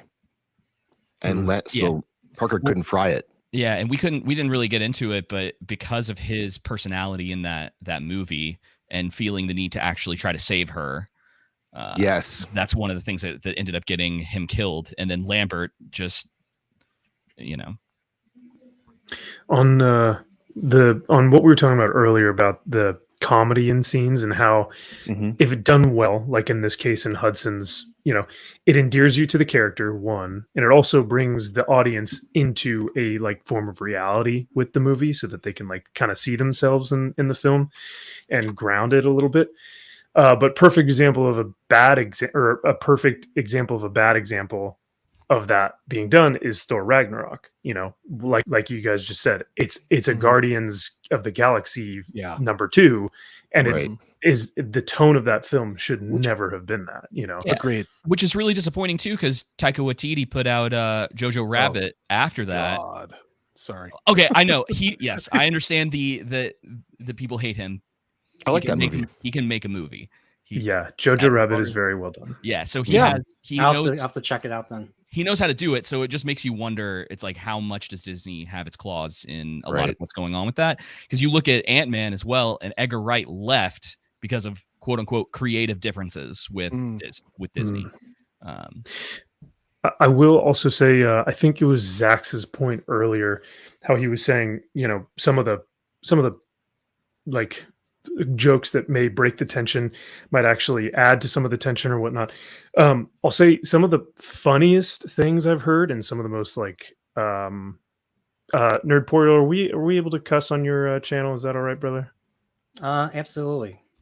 Okay. Cuss at me. You can cuss at me all you want. No, I would never cuss at you.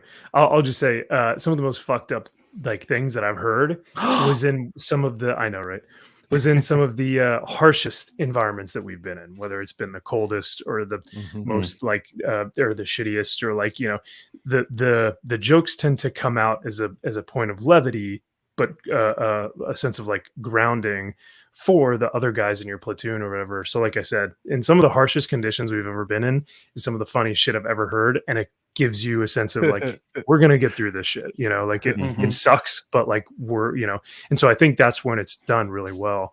Not like Thor Ragnarok, but yeah.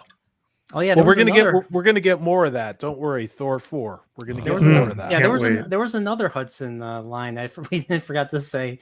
He talks to Vasquez and he's like, "Oh, maybe you were thinking illegal aliens." She's like, "Fuck you, man! Anytime, anywhere." Dude. Oh yeah. As soon as heard that line again today, I forgot that was in here. If this was made today, people have been outside protesting it. Well, yeah. Sure. And the irony about it is that it's an incredibly diverse cast. Yes. I mean, and it seems unintentional in the way that they did it, that they just have all of these people. The writing helps bring it together. It makes sense in the context of them being Marines, that it's like you would have people from a lot of different backgrounds signing up.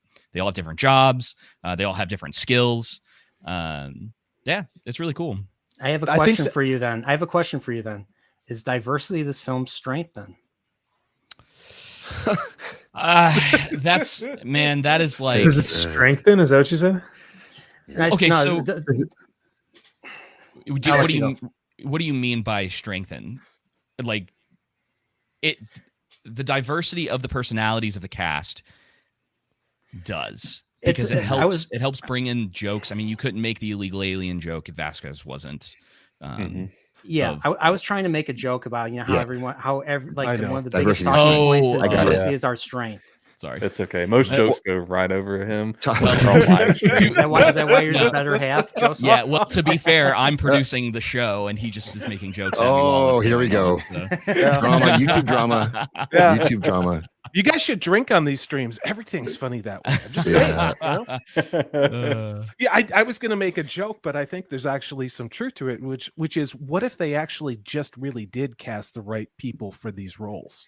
And they just happened to be the gender and the look that they were. Yeah, Vasquez is Jewish. Yeah, I know. I was just I didn't want to bring it up. Goldstein. Somebody was complaining about that last year, about the lack of representation for Latinas, and I was just like, "Are you kidding me? Like, go work at an animal shelter. Stop complaining about these things." Corey, I believe it's Latinx, so please be. Yes. God. Yeah, I'm gonna have to leave now. No, wait, have a good night. I'm offended. It's Latinx folks with an X. FOLX. Can't keep up with it. Yes, we always love. I never knew that. No, I think if the story calls for, like if they said, hey, we need a Latina female who is going to play Vasquez because we want her to do something with that background or with her heritage or something for the film, that makes sense, but if they're like, oh, we just need this to mark a box, it's so insulting to that person to hire them just for that, box filling. So I think it's the diversity of characters and diversity of thought and diversity of emotion too. Like you guys were talking about earlier, that first scene where they get out of cryo, without even saying lines, we're already being introduced to these characters' personalities, because Vasquez, first thing she does is hops up on the pull-up bar.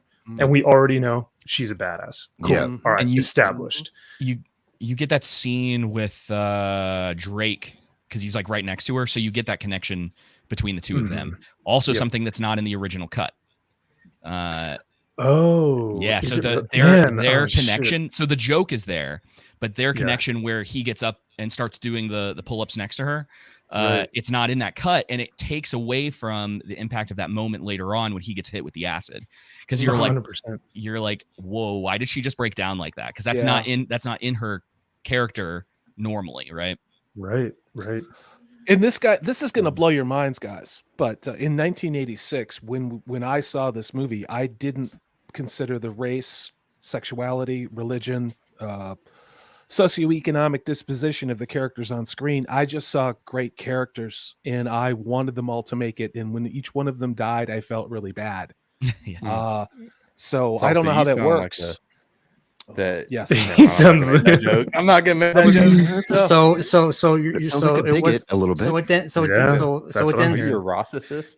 Yeah, that's me. So it didn't start. You're the guys who've been in my comments section all year. I know. No.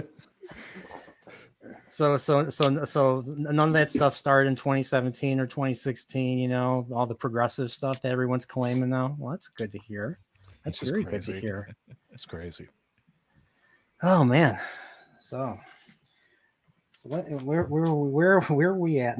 Where are we at now? So we're Jewish Spanish people. Okay. We were somewhere between the Marines getting attacked and I think it was the ambush.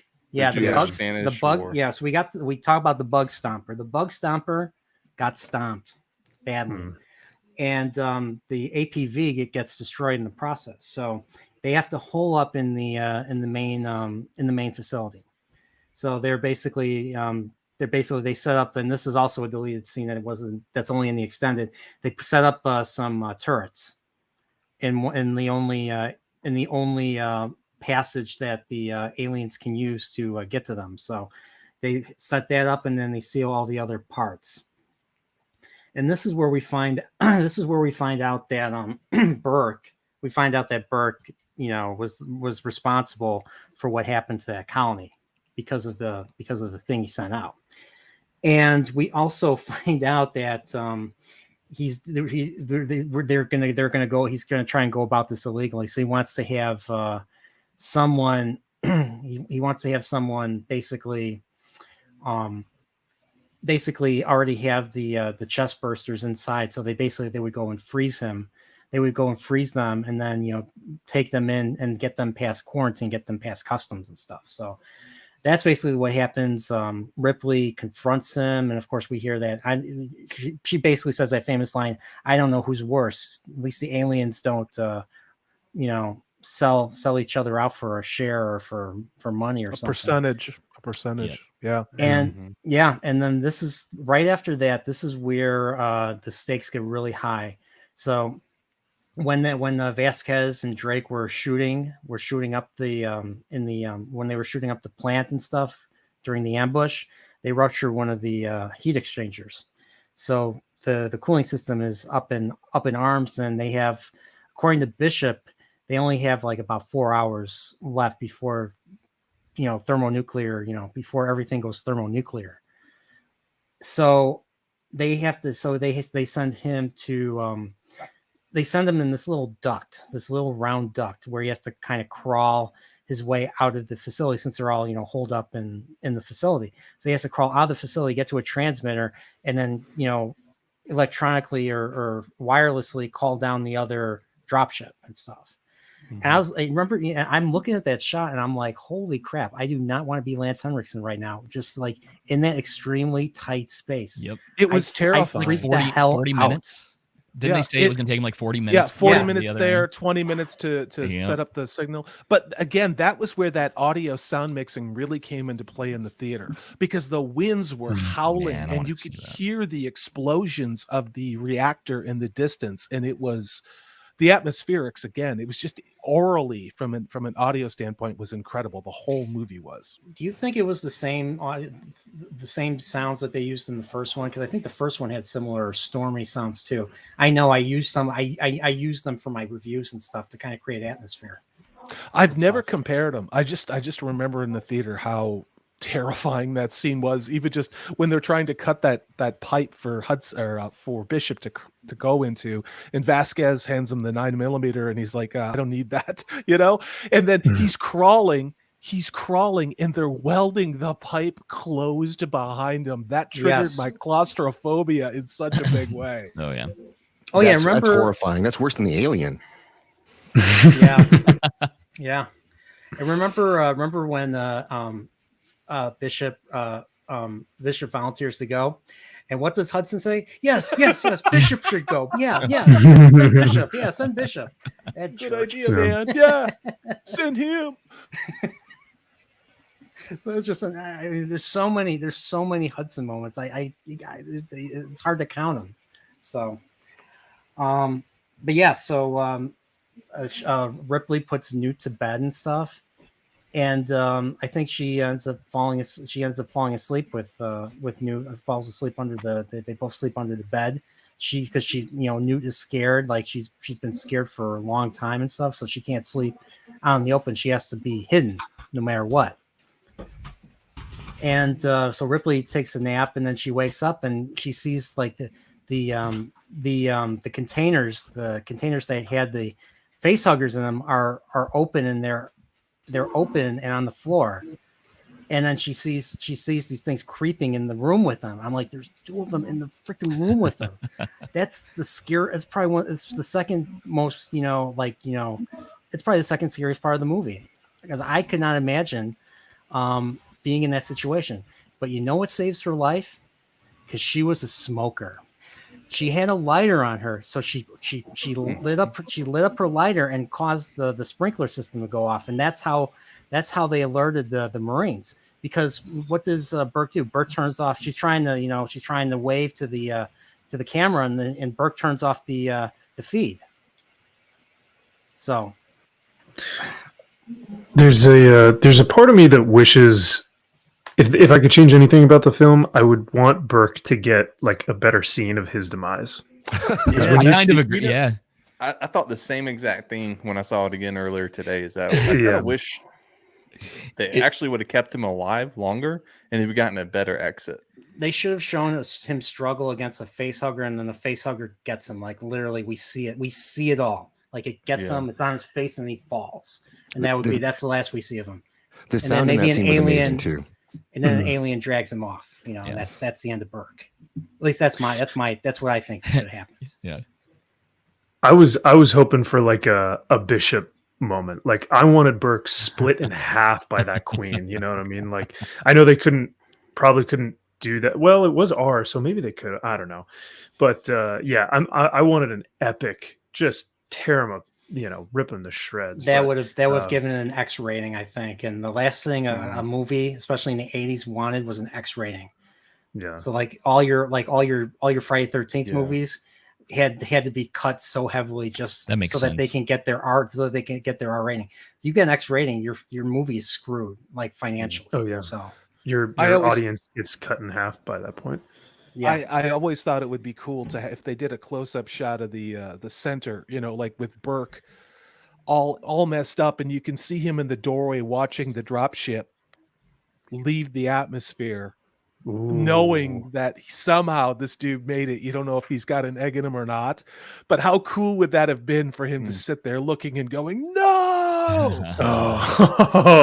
Where he's like maybe strung up on one of those like, walls, and he's like, he can see through the window. They hit the afterburners on the dropship, but I'm a dick.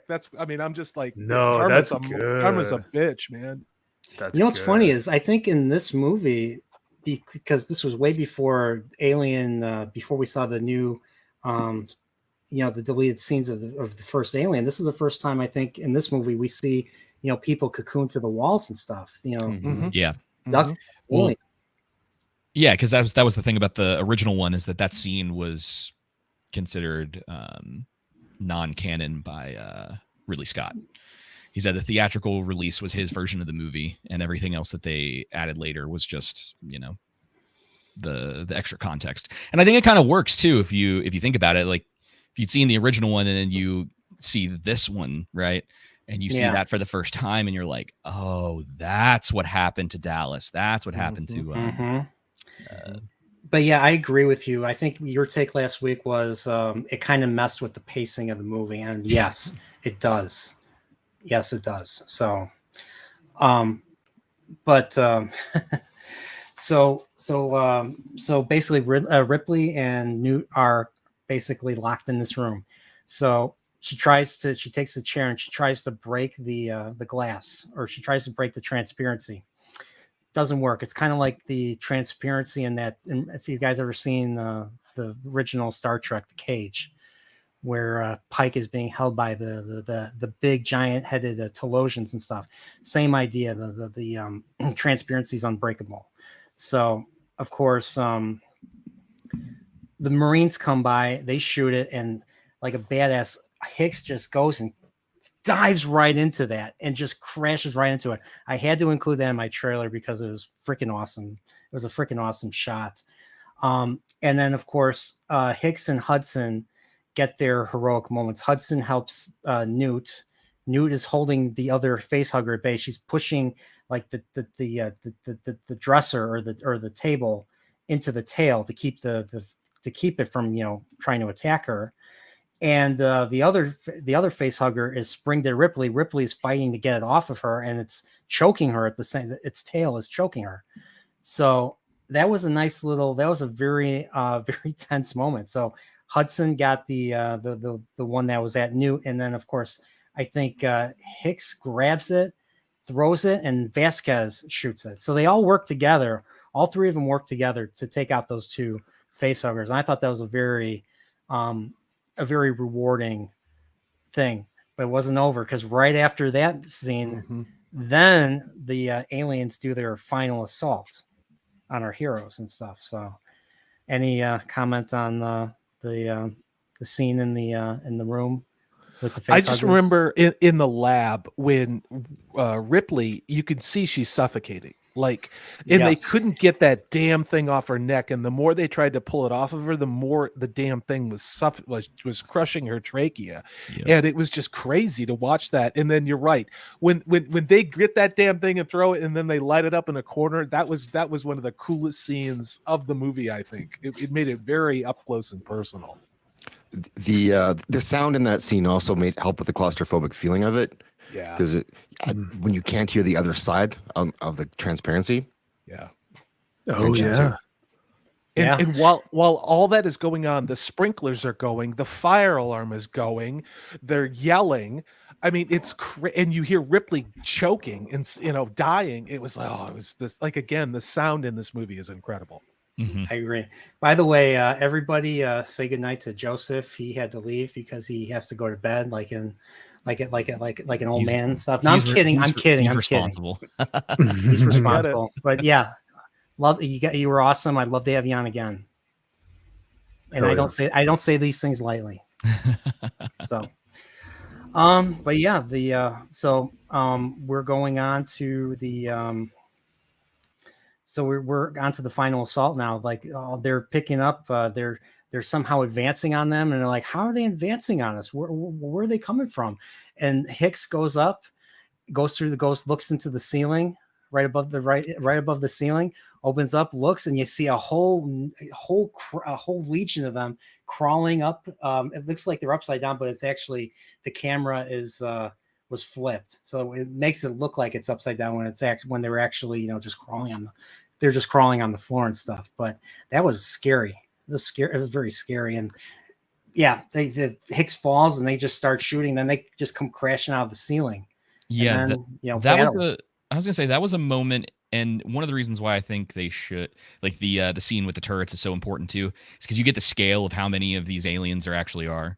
I mean, you get it from that one scene, right? So in the original cut, him poking up there's a bunch of them, but when you add in the turret scene and how the turrets can't even take care of how many of these things there actually are, and then he pokes up there and they're flooding through the top of that. It's very good. And again, it's very like show and not tell. Like, you don't have to be like, there's hundreds of them. It's like, no, we can actually figure that out based on what we're seeing. I forget what exactly does he say. He's like, how can they do this? They're animals and stuff. Hudson. I forget exactly what Hudson says. It's like, how can they get by this? They're animals. Well, they're not. I guess they're not. They're not stupid. Alien Queen is definitely not stupid. But we're not. I mean, it's kind of like it's kind of like Jaws. Like they rarely ever show that shark, and but you feel like it's always there. And that's kind of like with these aliens. Like you rarely ever see them in full force. You maybe see like one or two of them kind of running at our characters every now and then. But I mean, I think someone in the chat said earlier they only had 6 costumes. They only had 6 alien costumes, and they just utilized each one of those. Yeah. But you still feel the weight of how many. Yeah, there it is. It's clever editing and planning, so well done. The turret scene was so effective. I can't believe that they would have cut that out in a version. I know. I love that scene. I know. Yeah, because it makes it like after seeing it, it makes me realize like how many of how many aliens there were and how many times they've tried to assault them throughout the movie and stuff. So okay, so this is here. How can they cut the power? They're animals. So yeah. It also gives them reason to climb through the roof. Because they've exhausted every other option, and you see them counting down the ammunition. He's like, turret B is at 50%, and it just keeps getting lower and lower and lower until they're all out of ammunition, and they finally exhausted all their resources. And the aliens are like, well, we got a plan B then. Through the roof it is. So I guess they forgot. I guess they forgot to seal the roof or the ceiling or that little access in the ceiling off and stuff. So, oh yeah. So of course we get to see Burke do one last jerk off thing. He goes, he gets out and he closes the door so that the rest of them could get killed. So the rest of them can get killed and stuff. And of course this is he's backing away. And of course, this is when he gets, he gets hit. He gets hit or he doesn't get hit. He ends up kicking the bucket. The alien gets him, and that's the end of him. We hear a scream, and I think that's all we hear of him. So yeah. So they have to cut their way out of the thing. They have to cut their way out of the room, cut the door. So Hudson's holding them off. And of course, Hudson's character arc is kind of coming to an end. He changed from, being that he came off as a macho jerk, and then he kind of comes off as I wouldn't go as far as say coward, but as someone who is having a hard time dealing with these extenuating circumstances. And now he's basically holding them off, giving everyone a chance to escape, pulling an Obi-Wan kind of thing. So, and of course an alien comes up from below and takes him down. It's a scary ending, but hey, he went out fighting. He went out on his own terms. That's how I feel about it. Hell yeah. So they get out, and they're in the ducks, I believe. They're in the ducks, and it's got this nice little red. The ducks have this nice little red color in when they're in there and stuff. And they're still being pursued. Vasquez, I think, she starts to run out of ammo herself in the ducks, so she takes out her pistol, and she shoots one of the aliens, and she keeps shooting them, and one of them just bleeds acid into her leg, and she's down. She can't do anything and stuff. And in an uncharacteristic move, Gorman goes back for her, and like throughout the movie, he was not respected. He lost his command and stuff. But he still did. He still provided support for the other Marines, especially dealing with Burke, and of course helping getting taking out the aliens and stuff. And he goes back for her, and he gets caught. They get surrounded, and well, we know how it ends. I think I forget. I don't know if it's his grenade or her grenade, but they take out the grenade. They hold it together, and they go together. It's his. It's his. Yeah. And I always thought that he did that because he felt guilty, but he knew that there was no way Vasquez was going to make it, not with those damn things moving as fast as they did in the ducts. And I think that he made the sacrifice so she wouldn't die alone. And I think that's why that scene where you see he holds the hand, it's open with the thermal detonator, the grenade.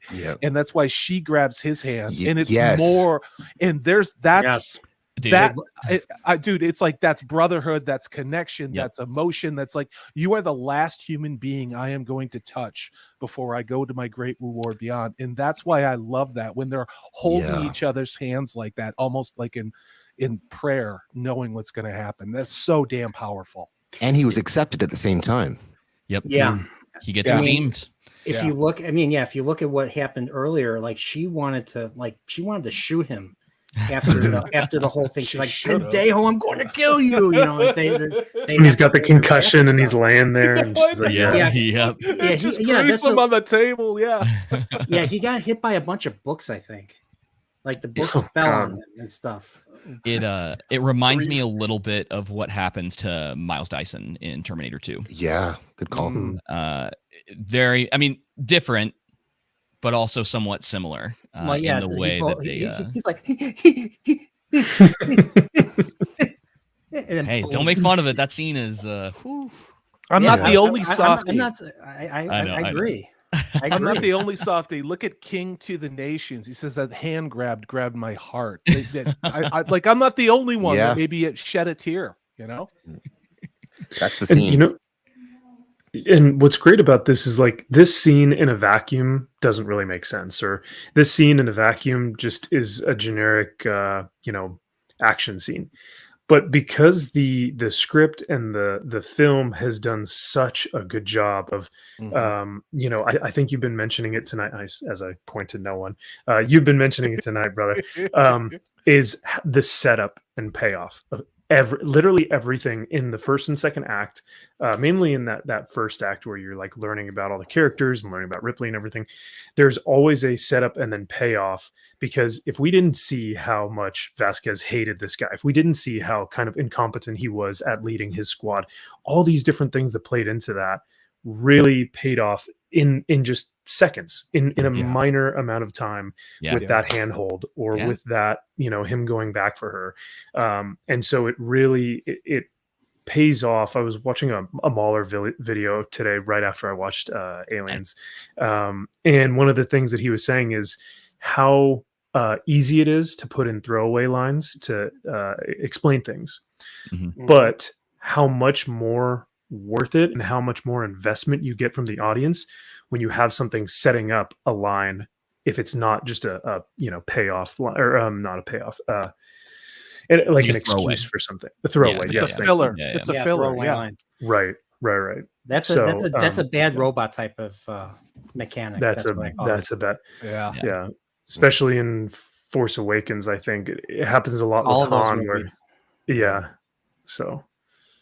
But you have to really earn the investment of the viewer.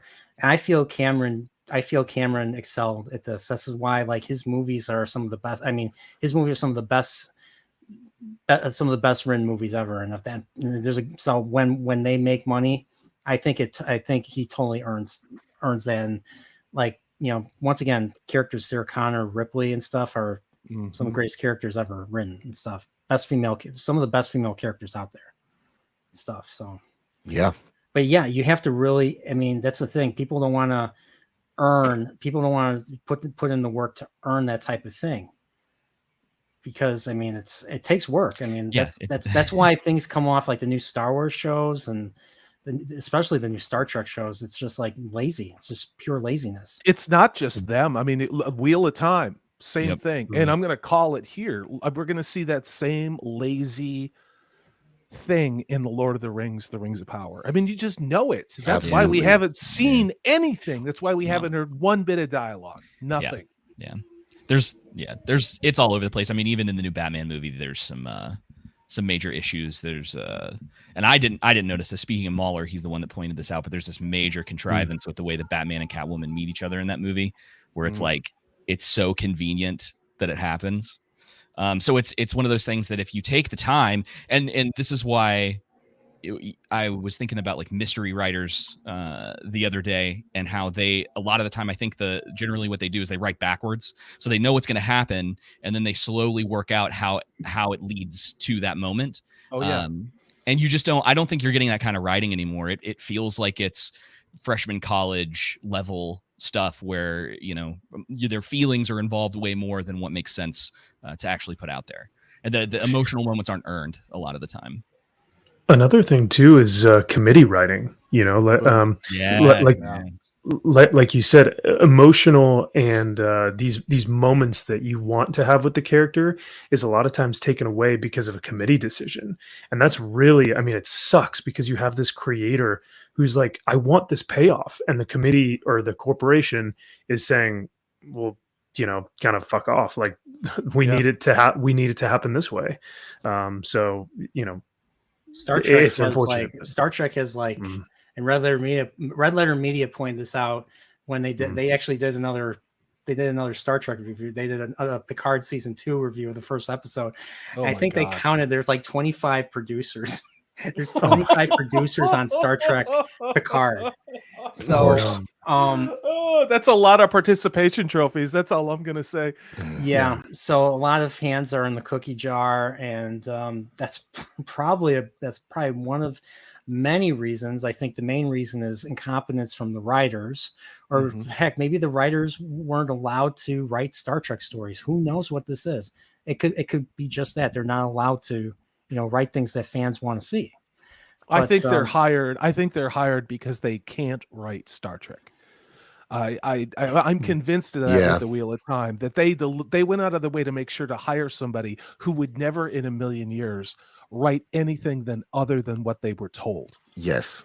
And I mean, now we have that little Bible or something of how to write nowadays, which is like, you have to include this and you have to include that. You can't write typical stories of people bettering themselves. It has to be, it has to be other voices now, which makes very little sense. Carrie Smith dropped that today. Did you guys see that latest updated how to write characters that are diverse and inclusive?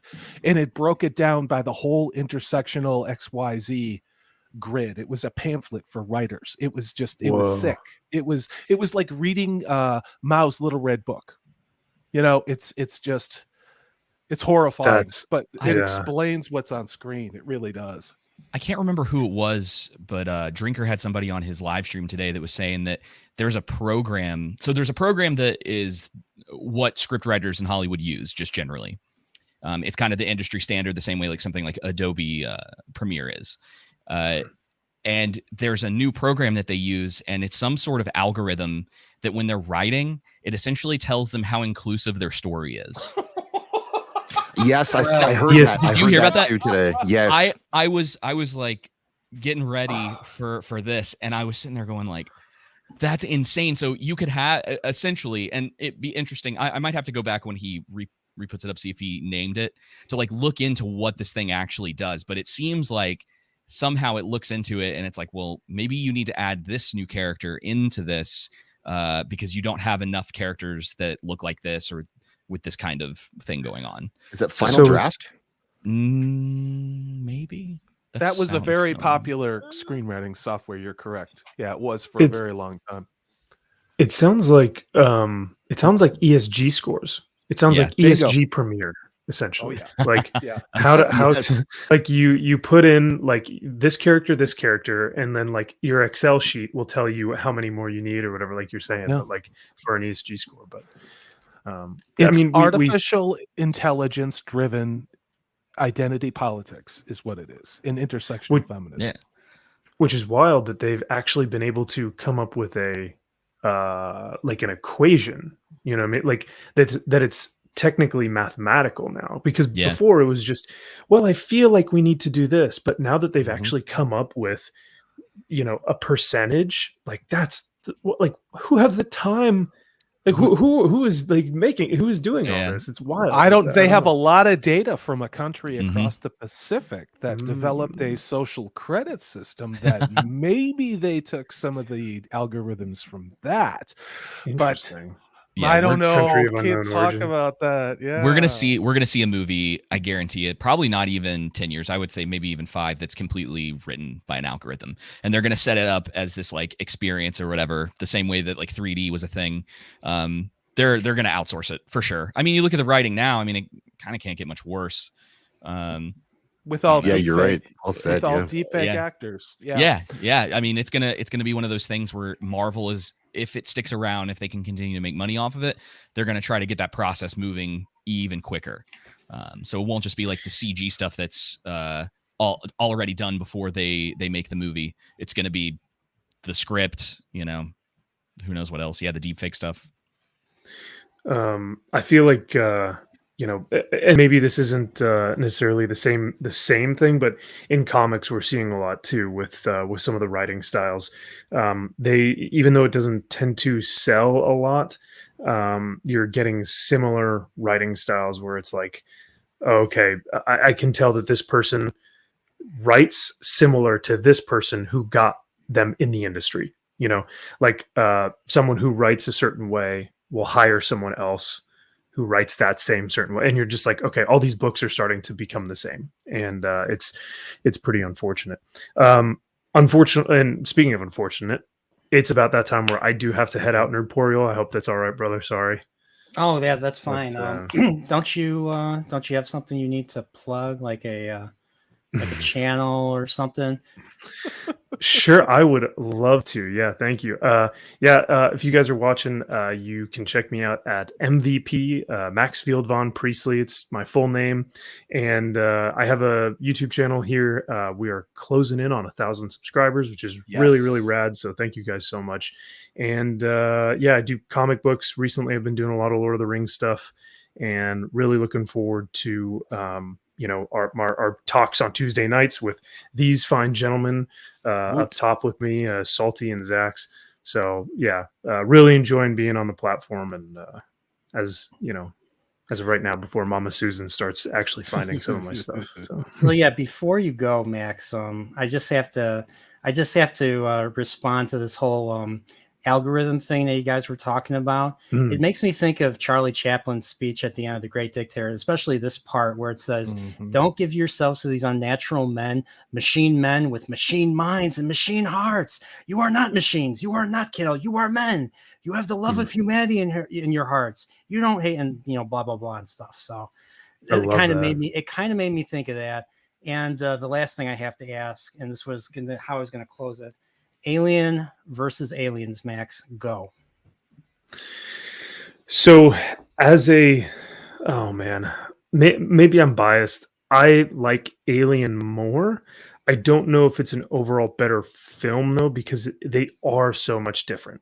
Aliens is your blockbuster action, like get butts in the seats type of film. Alien will have people bored through. Yeah, it's much more. It really played like it's kind of slow or paced a little bit slower to build a lot of that tension. You don't see a lot of stuff. Like the first time you see the alien, it's like so dark you can barely even make it out. So I like it because if I were to do a Warhammer 40K film with like Space Marines in the future, and the quote is, in the grim darkness of the far future there is only war. That's the Warhammer 40K mantra. If I were to do something like that, it would look exactly like the tone, the production design, the costume design, like everything would look very similar to Alien. And so I think a bit of a bias there, and I like that it's a horror film, and it really just is just so visceral. So I probably recognize Aliens though as the better overall film because of its just because of everything that it hits, whether it's the soundtrack or the acting, like the performances, the costumes, the character arcs. The character. Yeah. Oh my God. The characters, character arcs are way better.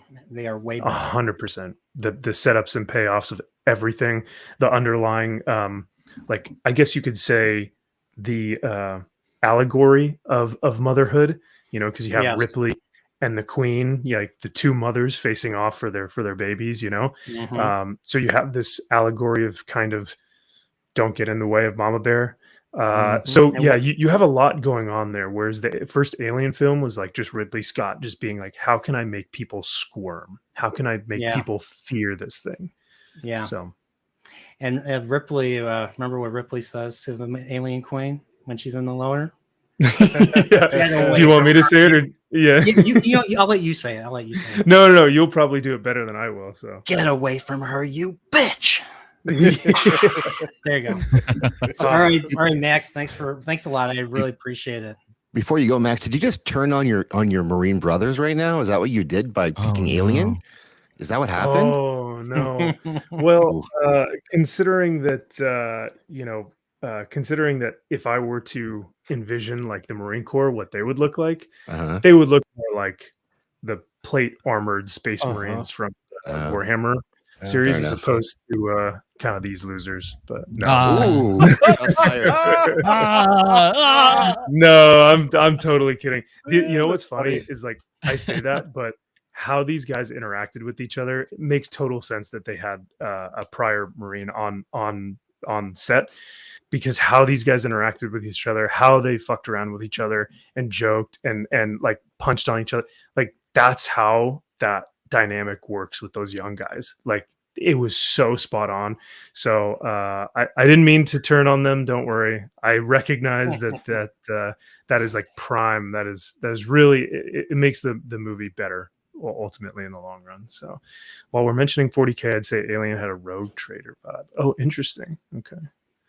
But yeah, no, guys, thank you so much for having me. This was super fun, and thank you, Nerdporeal, for having me on, welcoming me to your channel for the stream, and for making me watch a fantastic film. I forget how great it was. Yeah. So yeah, very excellent, and it was nice meeting you, man. I'm sure we'll have plenty of hangs soon. Yes, absolutely. Yeah, let me know.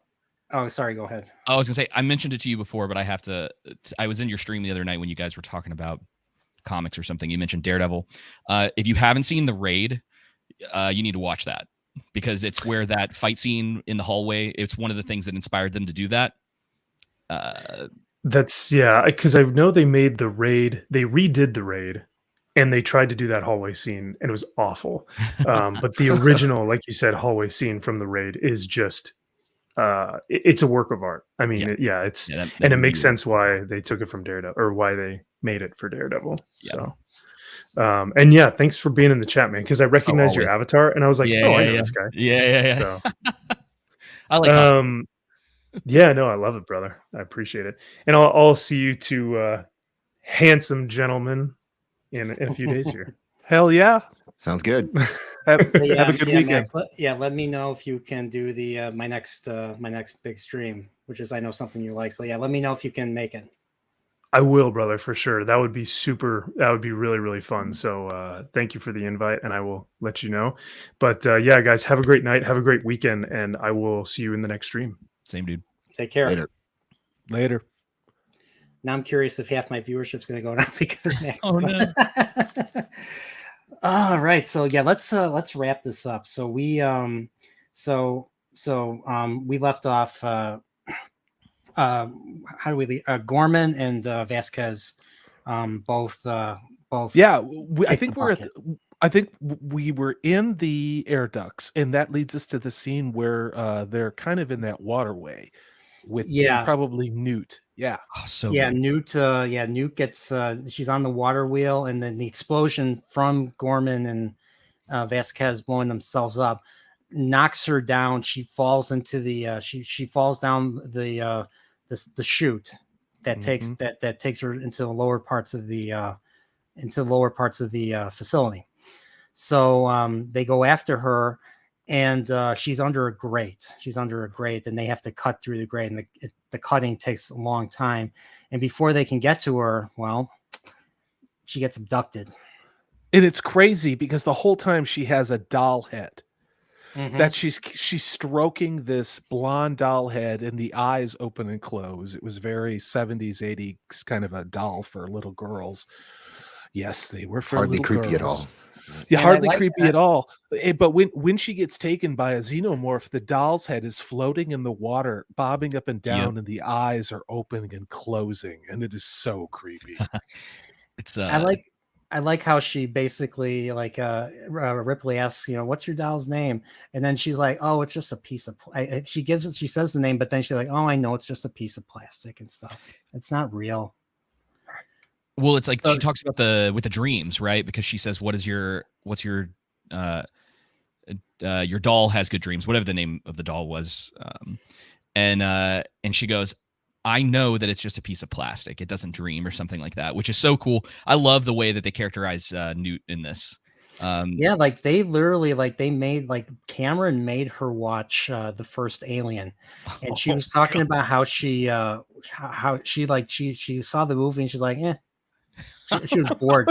She was bored with the movie. That's crazy. Wow. She's like 9, right? Yeah, she was 9. She was like, Ace little she kid. thought it was funny. She, according to Carrie Henn, she thought it was funny. That's wow. I'm like, well, yeah, she was only 9, so she probably didn't get what was going on. We were tougher kids back in the day. Yeah. We were Yeah. really tough from the 70s and 80s. That's all I'm going to say. Yeah, there were no microaggressions. It was like, go ahead and mow the lawn, take care of your younger siblings, wash the dishes, do your own laundry, and then have a paper out too. Mhm. Yeah. Yeah, so But I really like that scene where she gets abducted, especially when the alien comes out of the water behind her. Like, yeah, it's I so included that. I good. included that clip in my thing. That's a great clip. That's a great Yep. shot. That's a Yep. scary shot. Yep. But the thing is, if you would have shown the rest of the shot where the alien actually comes out of the water, it would have looked terrible. It looked like a stunt person, to be honest. But just seeing the tail and like a little bit of the head come out is just enough to Mhm. make, once again, the viewer kind of fill in the blanks. So, so she gets abducted, and so Ripley and Hicks are the only ones left. They flee. They get to an elevator. The door doesn't close. Oh yeah. And I like how Hicks looks. And he's like, and he hits the button again, and then it closes. But then as it's closing, an alien crawls on the wall, and he shoots it at like point blank range, and it hits his armor. And I guess it went through his armor to the point where he just got freaking, like, he looked terrible. Like Ripley had to carry him to the to Bishop. Yeah, well, the thing was they're struggling to get the armor off before it burns through his chest. Yeah. That was horrifying, and the smoke was coming, and then the color of the smoke changed because it was burning flesh. So it was Oh, is that what it horrifying. was? Yeah, Okay. yeah. I wasn't sure if it was just if it was hitting like a different part of his body, or if it already went through the armor and that's why he was screaming in pain and stuff. I wasn't sure if it was already went through the armor. It was probably composite, and then there was probably a secondary layer of something. But by that time, it was too late. It was already burning him, and that's why he's like, basically screaming, "Get this goddamn thing off me!" Yeah. Oh my gosh! And so basically, after that, he's pretty much out of the movie. Like he's we already had that scene that we forgot to talk about earlier, where he shows Ripley how to like operate the all the guns and stuff. Right. The smart guns, I think. Mm-hmm. So that kind of sets up for this next scene where she tells Bishop, "Hey, we're not leaving." He's like, "We're not." And then they go to the plant. They go back to the plant, and she starts I think she melds like 2 or 3 guns together, and basically goes down alone to rescue Newt. And that shot of her just rolling down the elevator and going is just like you as a viewer you are pumped, but yet at the same time you are scared. Because you don't take these aliens lightly, you don't take these xenomorphs lightly and stuff. So, and there was a cool scene. There was a cool scene after she does all that with the duct tape, stuffing all the markers, the flares in her pocket, making sure she checks her magazine, getting some grenades. Where after she's done all that, slung this heavy ass oversized rifle. She literally leans back, closes her eyes, and goes. And she's like, all right, let's do this. That was like a really great scene in that movie. Yep. It feels real. It feels like she is the person that she is. And that is a heavy weapon. Yes. She has to take it off to load in the grenades. Yeah. And then she's doing her whole thing. She puts on her little harness or whatever, which I assume was to help keep everything steady. I wasn't 100% sure of the purpose of that, but I assumed it was so that the rifle stayed kind of steady there, because she has the strap, or she had the rest of the grenades on there as well. Yeah, it was not an ideal weapon for close quarters combat. If you look No. at it, that was a big heavy ass thing she was carrying. You know. Yep. It's great. Goes down in the elevator. That shot, that the whole way down, all of that is so good. Just the setup, and you get her face and just that concentration that gets carried over from the original film, like we were talking about last week, where she very much like sits and thinks, and she tries to figure things out. It's pretty great. All right, Yeah, so I have to say this before Bob gets any more upset with me. I did forget this. I say we take off. Yeah. Nuke the planet. It's the only way to be sure. Okay. And that's Good what point. and Hicks goes along with it, and that's what they ultimately want to do. So I said it. So but Ripley goes in. She goes in, fully packed and everything. I think it's because she locates Newt because Newt starts to scream because she's right next to she's not quite cocooned yet, but she's like being held by I'll say fiberglass because that's what they used in the movie. Yeah. She's being held by fiberglass, and there's an alien egg right there. The alien egg opens, and then the unlike Kane, this one just crawls out really slowly. It doesn't just spring out at her. And she screams, and that's how Ripley finds her, because I think originally she looked for a tracker, and the tracker was on the floor, and she thought she was dead. starts to despair. Yeah, she thought she was dead. So that was another powerful little couple of seconds that we see. So she goes in and she shoots the face hugger, and then she shoots the drones that were like over there too. So she's not only carrying this heavy weapon, she's now carrying Newt. And in the movie, I think she was carrying a dummy for most of the scenes that didn't require like Newt to require them to show Newt's face and stuff. So like far away shots, she's carrying a dummy. Check it out. Action Com, who's a font of Aliens movie trivia, was saying that the 15-minute countdown in the movie is actually chronologically correct. It's actually 15 minutes in movie time too, that is a hell of an accomplishment. Seriously. I totally agree. It's like, yeah, holy crap. That I wonder. It's probably not the case in Alien with the 10 minutes, I believe, or is it? Yeah. I kind of need to find out now. Probably isn't, but oh man. So I think so like the place is starting to destroy itself. You hear the alarms going off, and then Ripley and Newt find themselves in a real nest this time. Eggs are all over the place. Oh, that was terrifying. And we see terrifying. And we see this ovipositor like laying an egg, and it's so gross, with all that slime and stuff.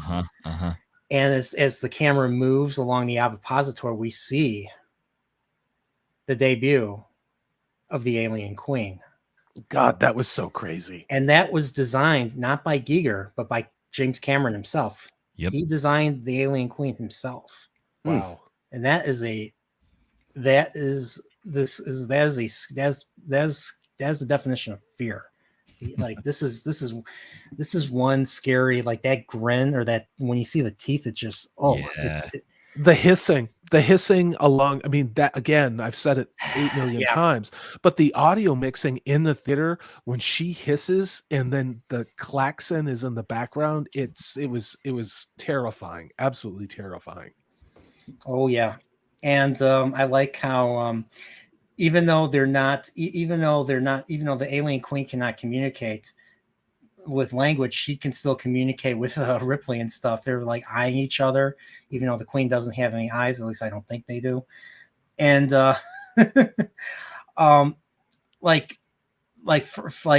first she's like she's trying to get the drones to attack her, and Ripley's like points the flamethrower at the eggs and she orders them to back off and stuff. But it's when one of the eggs opens up, then she looks at the queen. Ripley looks at the queen, and she looks and gives her that really look, Yeah. or maybe not even a really look, but thank you. And then she burns, incinerates all the eggs. All the eggs. The queen is screaming. Oh Yep. my And god! then some of the drones are trying to. Some of the drones are advancing. She dispatches both of them, and it's complete chaos at this point. Well, it was a wordless hostage situation, really. Yeah. Yes. And that was an actor with probably a multi-stage human inside controlled puppet, and they managed to produce that much terrifying of an outcome. It's just incredible. I think there were like 3 or 4 people that puppeted the alien queen, and it was a big puppet. It was huge. They said they needed someone too when the egg comes out. I can't remember exactly how they did it, but they had someone who was like holding the egg when it came out so it didn't tip over. Wow. So they had like that whole sequence of the egg essentially coming out of the queen was all done by like the puppeteers, and then someone I guess underneath holding the egg to make sure everything stayed where it was supposed to. And did you ever see the clip in the there's a documentary where you see Ripley incinerating the eggs, and then a production person's coming in with like fire extinguisher and putting all the fires out right away. I'm thinking I know they're props and stuff, but they're alien eggs. Let them burn. As Jamie Lee Curtis, as crazy Jamie Lee Curtis says in the latest Halloween, let it burn. Like that. At least that's why I think when I see the aliens, like don't put out the alien eggs. Come on, they're evil. Just like anyone that disagrees with me. Whoops. Yeah. Excuse me. It looks like I'm pulling a Burke. I'm kind of letting my evilness out. The mask slipped. The mask slipped. But that was terrifying. That whole thing was terrifying. Being in that field of the eggs, and then with the guards of the drones coming in, and their hiss is different than the queen's hiss, and the queen is hissing at the drones. It was like this awesome standoff from a Western almost with aliens. It was so well done. Mm-hmm. So let's kind of Ripley and Newt flee. They run to the elevator, and even though this is an action movie, there's still horror elements. The elevator won't come down. She's like, come on. And then the queen is pursuing them. She gets on the elevator. The elevator goes up, and the queen figures out how to use the elevator, and the queen follows them up in the elevator. The whole place is destroying itself. You think there's nothing going to happen. That's how I ended my teaser. That's how I ended my homemade alien teaser or trailer or whatever, because I felt that was a perfect way to end the trailer, in that situation. And then of course Bishop comes back, and they climb onto the other dropship, and then they leave. The queen is already out, but were they out long enough for the queen to be able to grab onto the ship? Because I think the dropship crashes into something, giving the queen ample time to climb. One of the landing skids caught on a guardrail, and that's why Bishop had to punch it and rip the guardrail off the catwalk that it was on. So yeah. Mm-hmm. Yeah. So, and then of course she says, "Punch it, Bishop." They go out, and then it's like in the previous Alien, you got the countdown: 5, 4, 3, 2, 1.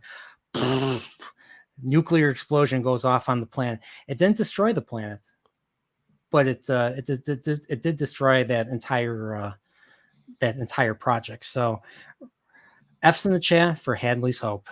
Rest in peace. It was a good project while it lasted. So never had a chance. But nothing beats, in my opinion, I know, once again, Metroid borrows a lot of that, especially the countdown, the self-destruct countdown. Nothing beats Super Metroid, where she has to flee the planet and the whole planet explodes. That's still my favorite countdown. Besides Alien, that's still my favorite countdown. Well, and when they're in the ship, and the countdown is occurring, Bishop is flying, and then Ripley again has the strong, mature feminine, which is maternal, says, "Close your eyes, baby," to Newt, and puts her hands over Newt's eyes in a maternal way. Oh, Yeah. Doesn't she call her mom right there too? Yeah, she don't- does, she and it's says, like, like mommy. it's so goddamn Yeah. powerful. And it's Yeah. just yeah, And she earns it. That's Yeah. what's so cool about that is that it's like Yep. Newt sees her that way after everything that's been happening. yeah, There's so many moments like that in this film. Mhm. yeah. And Oh, it's yeah. it's I think it's more obvious now because there's nothing like that in any female characters You're right. at all. At all. Yeah. Yeah. Well, and she would have to explain to everyone what was happening all the time. So That's that kills true. it too. Yeah. So they so they get back to the Sulaco. They Hudson's gone. Hicks is pretty much still out of the picture. Ripley talks to Bishop, trying to figure out what to do next or something. Or at least I don't remember exactly the scene. But all of a sudden, and then we see milk coming out, and it's getting all over Sigourney Oh, Weaver, and we yeah. find out So it's good. the alien queen's tail. The Oh, alien God. queen's Yeah. tail impaled Bishop, and then they pick up Bishop, and it just cracks him in half. Literally. Oh my God. That was Yeah. crazy. Yes, That I whole was like, scene was holy crazy. crap! I dropped my, I think I dropped my mouth I dropped my plate when I first saw that scene. It was crazy. Well, you thought the movie was over. It's like like, oh Yeah. my God, they're finally safe, and it's like, no, Like an Alien, you thought she got off the Nostromo when the alien was still on board. Nope, the alien was on the shuttle the whole time.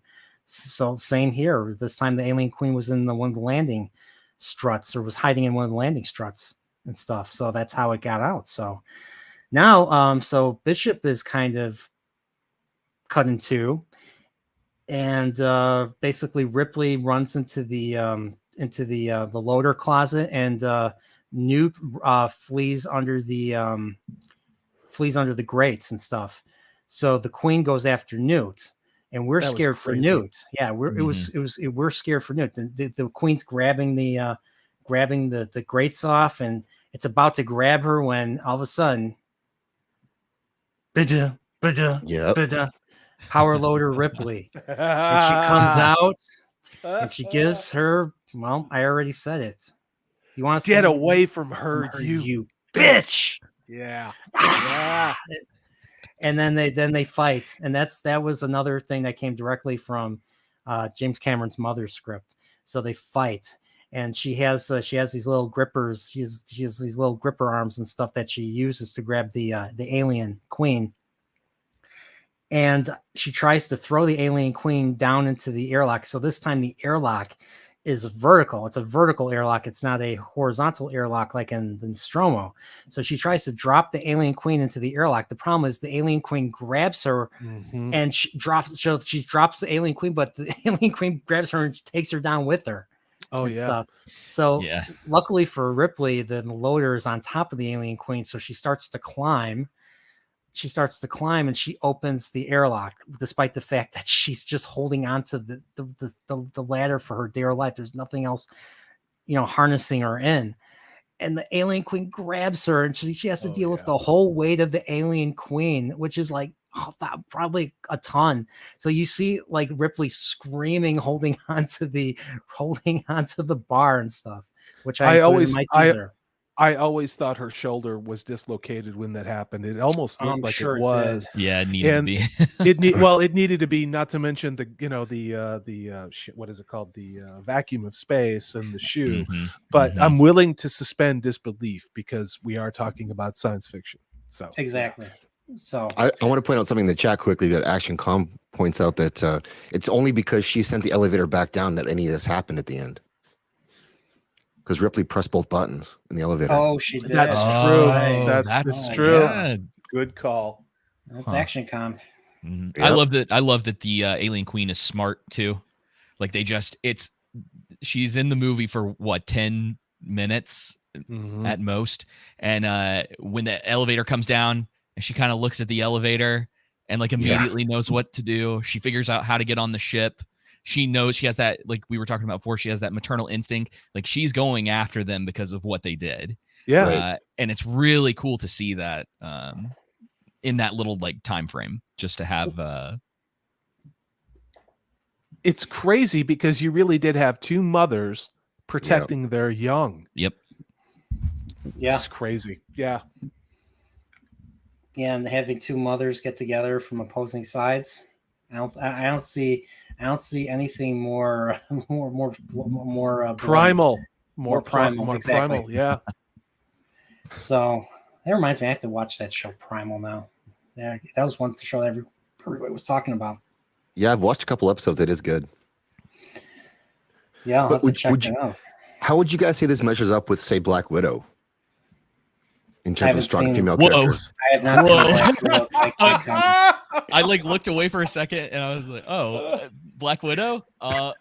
Where do you want to start? We can if you got 3 hours, we can next time maybe. Don't worry, Florence Pugh will be back in Dune 2. In Dune 2.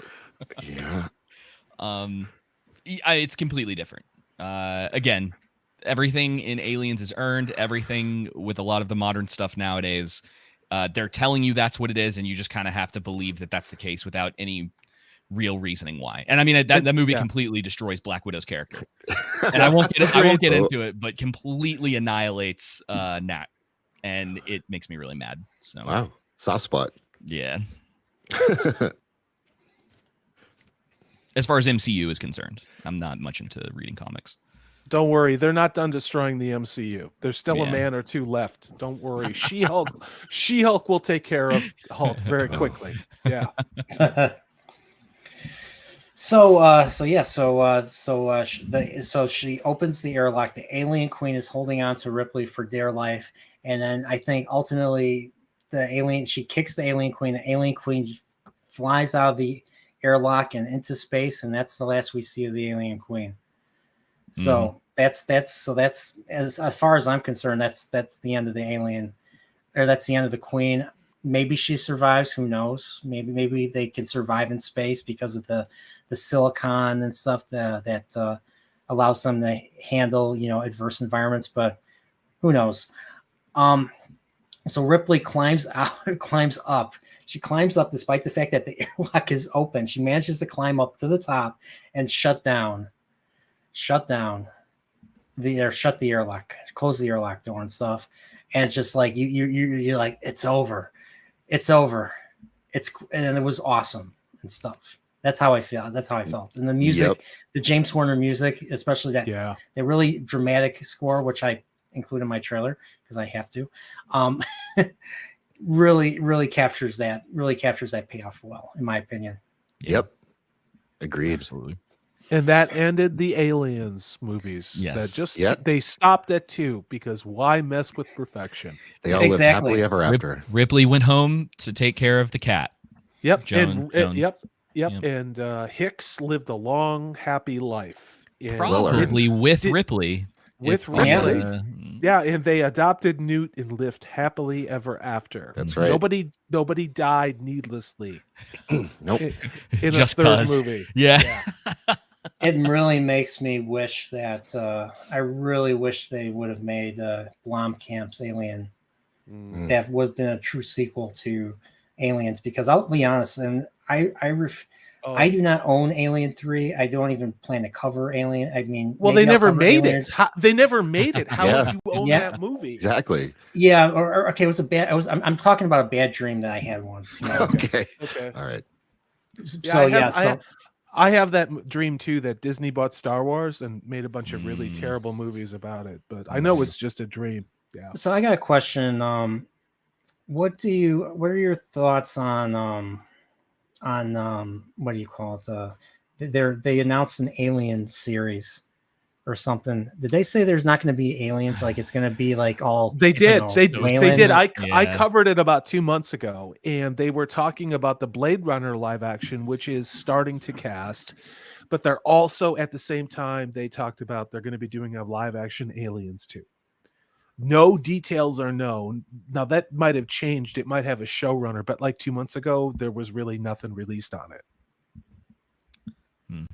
I heard something about socioeconomic or politics or aliens being. I don't know. You know how you just hear things from. Yeah. They're going to swap out the aliens for conservatives. Yeah. Yeah, it's The aliens are going to be misunderstood. It's going to.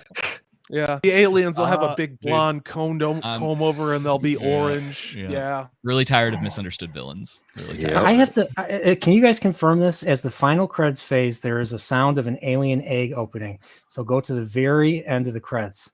I've heard that. I never. There was also a rumor going around for a very long time that somewhere in that hangar there was another alien. And I've heard that since, oh God, 86, but I never saw it. I don't know if that's true or not. So is that kind of why they went the direction they did in that movie that doesn't exist? No, I don't know what honestly, I don't know. But I mean, that it was an urban myth. It was like alligators in the toilet or something. It's like rats in the sewer, monsters under the monsters in the closet, pretty much under the bed. Yeah. Okay. Yeah. So yeah, I mean, as far as I'm concerned, like this is, I mean, I just don't see, like, unless like they could do something. I think Blomkamp's idea would have been the best idea going forward from Aliens, but I don't. This movie really wraps everything up nicely and stuff. Yeah, That's all like there is. Ripley found a new family. She found Hicks and she found Newt and stuff because she was alone, and now she's no longer alone. Yeah. So Well, it was the reward of the hero's journey. That's where the second movie left us. Was the hero's journey was complete. It really was. And in this, I mean, in this terrible dream I had, Alien 3 was just so unnecessary. Yep. It was so nihilistic, is what it was. It was it was like this perversion. Yeah. Yeah. But I'm just, like I said, I'm glad that they never made that movie. I really am. That's pretty I true. mean, they just been making, like, after this, they just kept making, like, the studio kept making like Alien Resurrection. So they kill off Ripley, and in my dream they kill off Ripley in Alien 3, and then, spoiler alert, then they make this stupid movie called Alien Resurrection. With that weird thing at the end. That was so terrible. That was so terrible. Have you ever seen AVP 2? Requiem? No. Yeah. It is real bad, and it looks like they forgot to hire people to do lighting for the movie. It's really hard. I remember because I got a Blu-ray player, and that movie came out on Blu-ray I think around the time that started getting big, and so I was renting all these Blu-rays because I was like, oh, it's the best way to watch movies now at home and all that. And I remember getting that, and I'm like, why is this so dark? And I was trying to fix the settings on my TV.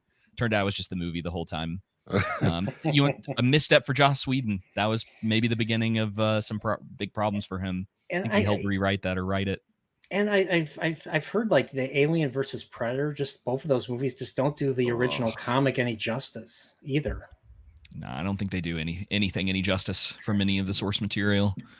Yeah, don't worry, we're getting another Predator movie. I forget. Yeah. Is it on Disney Let's Plus? not start that It's now. called Prey, right? It's called Prey, right? Dude, yeah. I mean, I was like, and I remember hearing about that a year ago. It's like a stunning and brave young Native American woman is leading her tribe, goes against no, you're dead, sweetheart. He's got a bun for you. He's gonna lay you out, put mustard and onions on you, and he's gonna have you as a snack. Then he's gonna go get everybody else. It's just like, stop with this stuff. Stop it. They'll never stop. Nope. So yeah, I mean, now I have to beg the final question, like, Alien versus Aliens going. This will wrap up the stream. So complicated.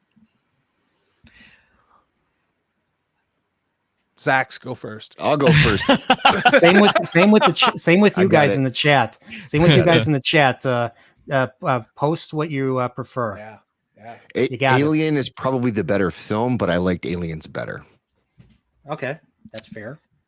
Fence sitting. What about you, Salty?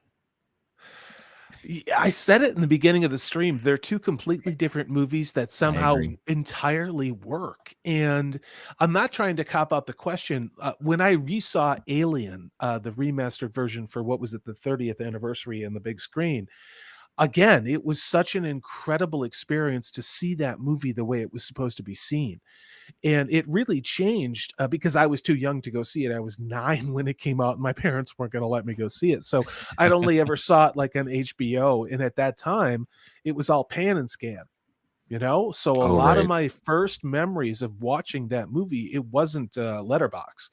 So I saw it Letterbox, you know, when I own it on DVD. Oh, and actually, I did get my Alien extended director's cut that I said I bought on eBay. Oh, yeah. I got it yesterday, so I'm going to watch it this weekend. So yeah.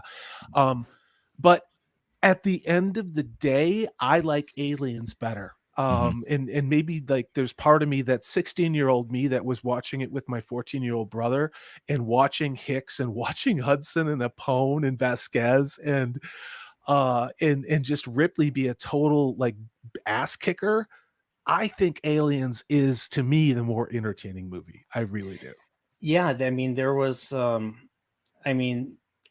had a lot more humor. There was a lot more moments. There was a lot more comedic moments in Aliens, especially with Hudson and the Marines, just the Marines in general, compared to the first film. The first film, there was little to no humor. Like the only humor you got was probably from Parker. Yeah, probably from Parker when he's messing with Ripley in that one scene when she's in the engineering deck with them, and they're complaining about the shears and stuff. They're like, "We're not going to do any more work until we get this straightened out." So I think that was the closest thing to humor that the first movie had. And there was, after that, there was like none. Like it was not a movie. I look at Alien like a classic Hitchcock movie. All of them are masterpieces, and I think Alien is a masterpiece. But I can watch The Birds or North by Northwest. I can watch them once a year. But Aliens, the minute it comes on, I'm going to sit down and I'm going to watch it. Agreed. I'm going to, and that's why I called Aliens. And no matter what part of the film you're at, you're going to sit down and watch it from there. Oh yeah, it could be at the very end when she's like in the load lifter, and you know what's going to happen. You're like, nope, stop. We're not going anywhere. I'm watching this. Yeah, I think I was going to say, I think I agree.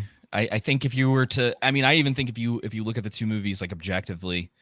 I'll still say I think Alien has the better cinematography in it. I think it's much more purposeful in what it's doing in that sense. It takes its time. But I think Aliens, when you stack it up like blow for blow, if you were to look at the way that everyone's characterized, if you were to look at the sets, if you were to look at the attention to detail with a lot of the other things that were going on. You've got we didn't even talk about the guns in this. They're incredible. They're incredible. The work that went behind them and what they were looking to do for all of that. The way that James Cameron was respectful of what came before, but was like, I'm doing my thing at the same time. So he, changed little details, but they looked at certain aspects of what was shown in the first movie and made stuff like made things work based off of that. And the characters, honestly, at the end of the day, characters are going to do it for me more than anything else. I think if I'm just from a personal perspective, and I think that the characters in Aliens just outshine Alien. And it's nothing against them because I think they're great too. And it's completely different. They're completely different movies, but I think Aliens I think it wins for all the reasons you guys said and all of that. Yeah, I agree with everything that was said. One thing Aliens has way better. Aliens' character arcs for all the characters is much better than Alien. But for me, I actually prefer Alien for its atmosphere. I think the Giger Alien, with the chrome head and stuff, is way creepier and way more. What's a good word? Not infallible, but like perfect. Something that cannot be killed. It's stuff like a masterclass. Like it's a masterclass in design, monster design. Absolutely. Yeah, I'm not a huge fan of the design, the buggy looks of the drones or the xenomorphs and Aliens as much. I'm not a big fan of that look and stuff. They were still effective, but I just didn't like the way they look compared to the first Alien. The first Alien, so scary. Like the way that just the simple close up of the alien's face was just scary enough and stuff, and that really, really elongated head. So, but then again, that's that Giger was not involved in Aliens, so I think that to me that was a step down. But the Queen was great. I loved that design of the Queen though. So Cameron kind of made up for it with that. But like the just the whole thing with the countdown, everything going wrong, and of course the inspiration for my currently my favorite Nintendo series, Metroid, is probably the big reason why I think I prefer the first one. But the second one, I like it for so many different reasons and stuff. And it's like you said, I can watch it. Like I can both of those movies. This is true. I can, like, if I see them on, I'm going to watch it regardless of what I'm doing. Yeah. So I'm kind of in the Alien camp, but dude, Aliens is just, it's another but Aliens does things. There's things that Aliens does way better than Aliens. So yeah, it's the same. You have to look at it in the context of the year that it was made. Like when we talked about Alien, I mean, the Black Hole was out. There were other movies. It was a late 70s vibe. And then in 86, like we talked about, you had Top Gun, you had Star Trek 4 out, you had Karate Kid 2. Very different movie audience, very different feel to the movies that were being successful at that time. And neither one, in my opinion, is better or worse. I mean, I do think Aliens was a monumental achievement in world building. And not only that, bringing us an entirely new science fiction baddie, you know?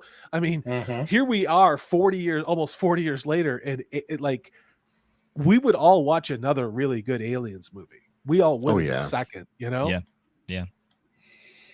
Yeah, and it's did you hear about this new Alien? Just to kind of end it on this note, did you guys hear about this new Alien announcement? Another movie being directed by this guy I have never heard of. Ridley Scott is producing it, and so I'm guessing it's going there. So I'm guessing he's abandoning this Alien Covenant prequel stuff that was what got Blomkamp's Alien 5 shut down. So. Makes me roll my eyes. Yeah. Hey, all they're doing is rebooting and deconstructing. And don't worry, we'll have a sympathetic story where the aliens are just in murdering people and impregnating them. The true sequel. The true sequel. Is this cosplay? What is this? No, this is Community. If you've never watched Community, you need to watch Community. Oh, it's on Netflix. It's fantastic. Is it a comedy? Yes, it's fantastic. It's about a whole bunch of random people that go to. I can't believe you guys. Has anyone on this panel seen Community? Yes, of course I've seen Community. Okay. Yeah, fantastic. This is just like a taste of what you'll get from a majority of the show. The D&D episode is a masterpiece. It is. It's not on Netflix. It's not on Netflix though. They took it off Netflix because of because of the Dark Elf. I heard about this. Yep. I didn't understand the context of that bullshit, but okay. Yep. Yeah, now it makes sense. I highly recommend. And this was really good. It's one of the Halloween episodes, and they dress up like the characters. So, all right. That still looks better than Boba Fett. I'm just kidding. So, any other final thoughts before we close? No, not for me. Thanks for having me on. Other than saying that Ripley was an amazing character.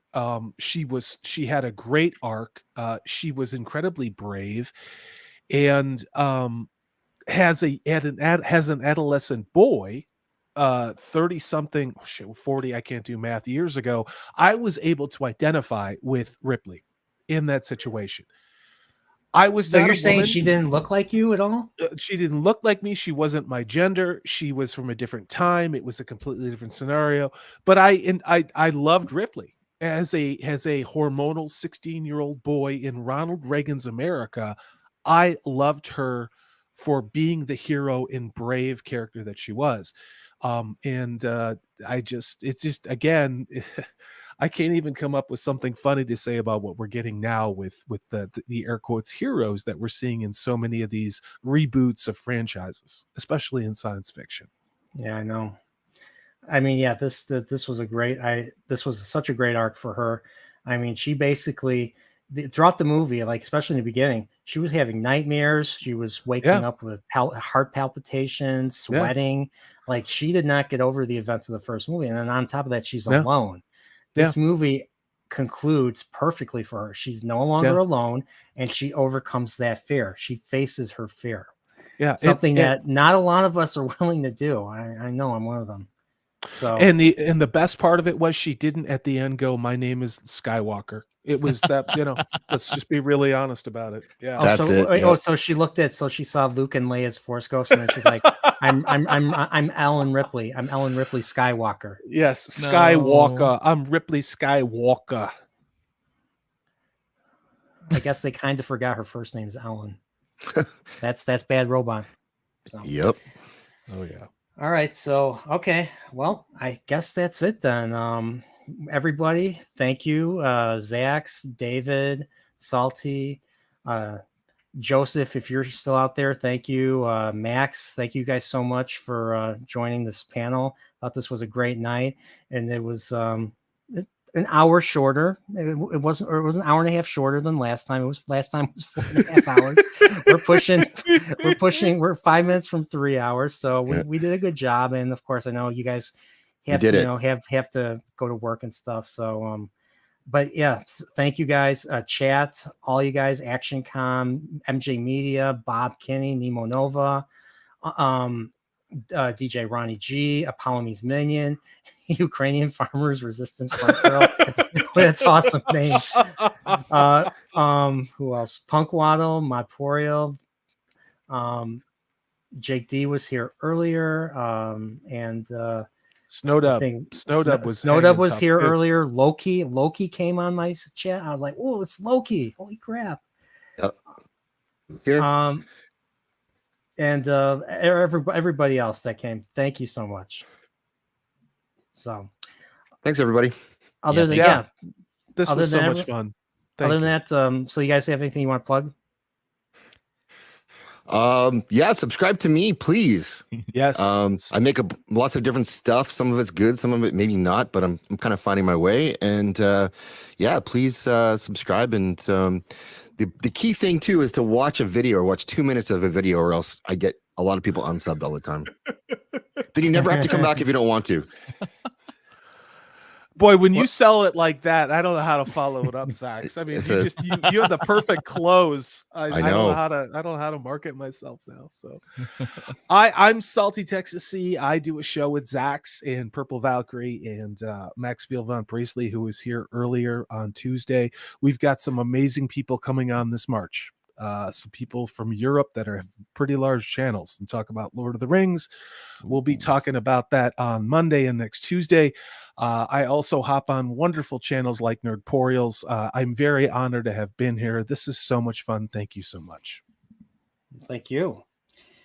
What about you, David? Don't you have a channel too? Aren't you like one half of a whole? The rumors are true. True. Yeah, so we have a channel as well with Joseph, who was here earlier making fun of me because that's what he does most of the time. So yeah, we've been covering a lot of news. We tend to try to deconstruct a lot of stuff that's going on, both popular and just the stuff that we're interested in. We also do movie reviews because just like this, I love talking about it and I can do it forever. To the point that I think it drives Joseph insane sometimes because I'll want to do I think we talked about Batman for 45 minutes or something like that. And I shoot myself in the foot with that stuff because then I have to edit everything and try to find clips and do the whole deal. Anyway, we also have a podcast where we get a little more political. So if anyone's interested in that, you can find all the links on my YouTube page as well. That's pretty much it. All right. Thank you. Thanks so much for having me. Appreciate it. No problem. Thank you. Yes. Thank you. No problem. Thank you. On my end, I'm working on my next. I finally, after 2.5 months, I finished my Super Mario RPG retrospective. Check it out. Part 2 was premiered at 6 p.m. earlier today. So if you like Super Mario, if I'm on since I, in honor of all you East Coast people out there, check it out. The next stream I want to do, and I'm looking for panelists, is I want to talk about the Fellowship of the Ring. And that's going to be on the 19th. That's going to be a week from this Saturday. So I'm looking for people. Salty, Zax, David, you guys are invited if you want to come on, join us and stuff. Sounds good to me. So Yeah, just ping me. I'm old. I need to be reminded of things. So please. yeah, I mean, I've already got a couple of confirmations. Your buddy Flaccid is coming on too. Awesome. I don't know who you're talking about. Zach, do you know who he's talking about? No, who? Yeah, so that I'm going to be doing that, and I'm Pacific 414's here to remind me. You don't have to remind me. Sunday, me and him are going to be doing a chat talking about our favorite Klingon episodes of Star Trek. The Star Trek, as Clobberin Times puts it, the 735, which is the only Star Trek. So we're going to be talking about our top five Klingon episodes, kind of like in a Red Letter Media type of way and stuff. So stay tuned for that. It's going to be Sunday at 4 p.m. Central Time. So that's my two upcoming streams. And my next video I'm going to be working on is going to be a layman's guide to the Orville, since I promised that one a long time ago. So I got to do it now. So that's what's on my Nerdporeal end. And of course, the game I'm currently playing is Pokemon Legends Arceus on the Nintendo Switch. And I haven't played a Pokemon game in a very long time, so I don't know what I'm doing. So have fun watching me play that. So that's what's going on my end. So Right on. Everyone, other than that, everyone, take care, stay Nerdporeal. May the wings of Nerdporeals carry you to a great payoff. Other than that, everyone, have a good night. Have a safe rest of the week. Take care. Bye. Bye, y'all.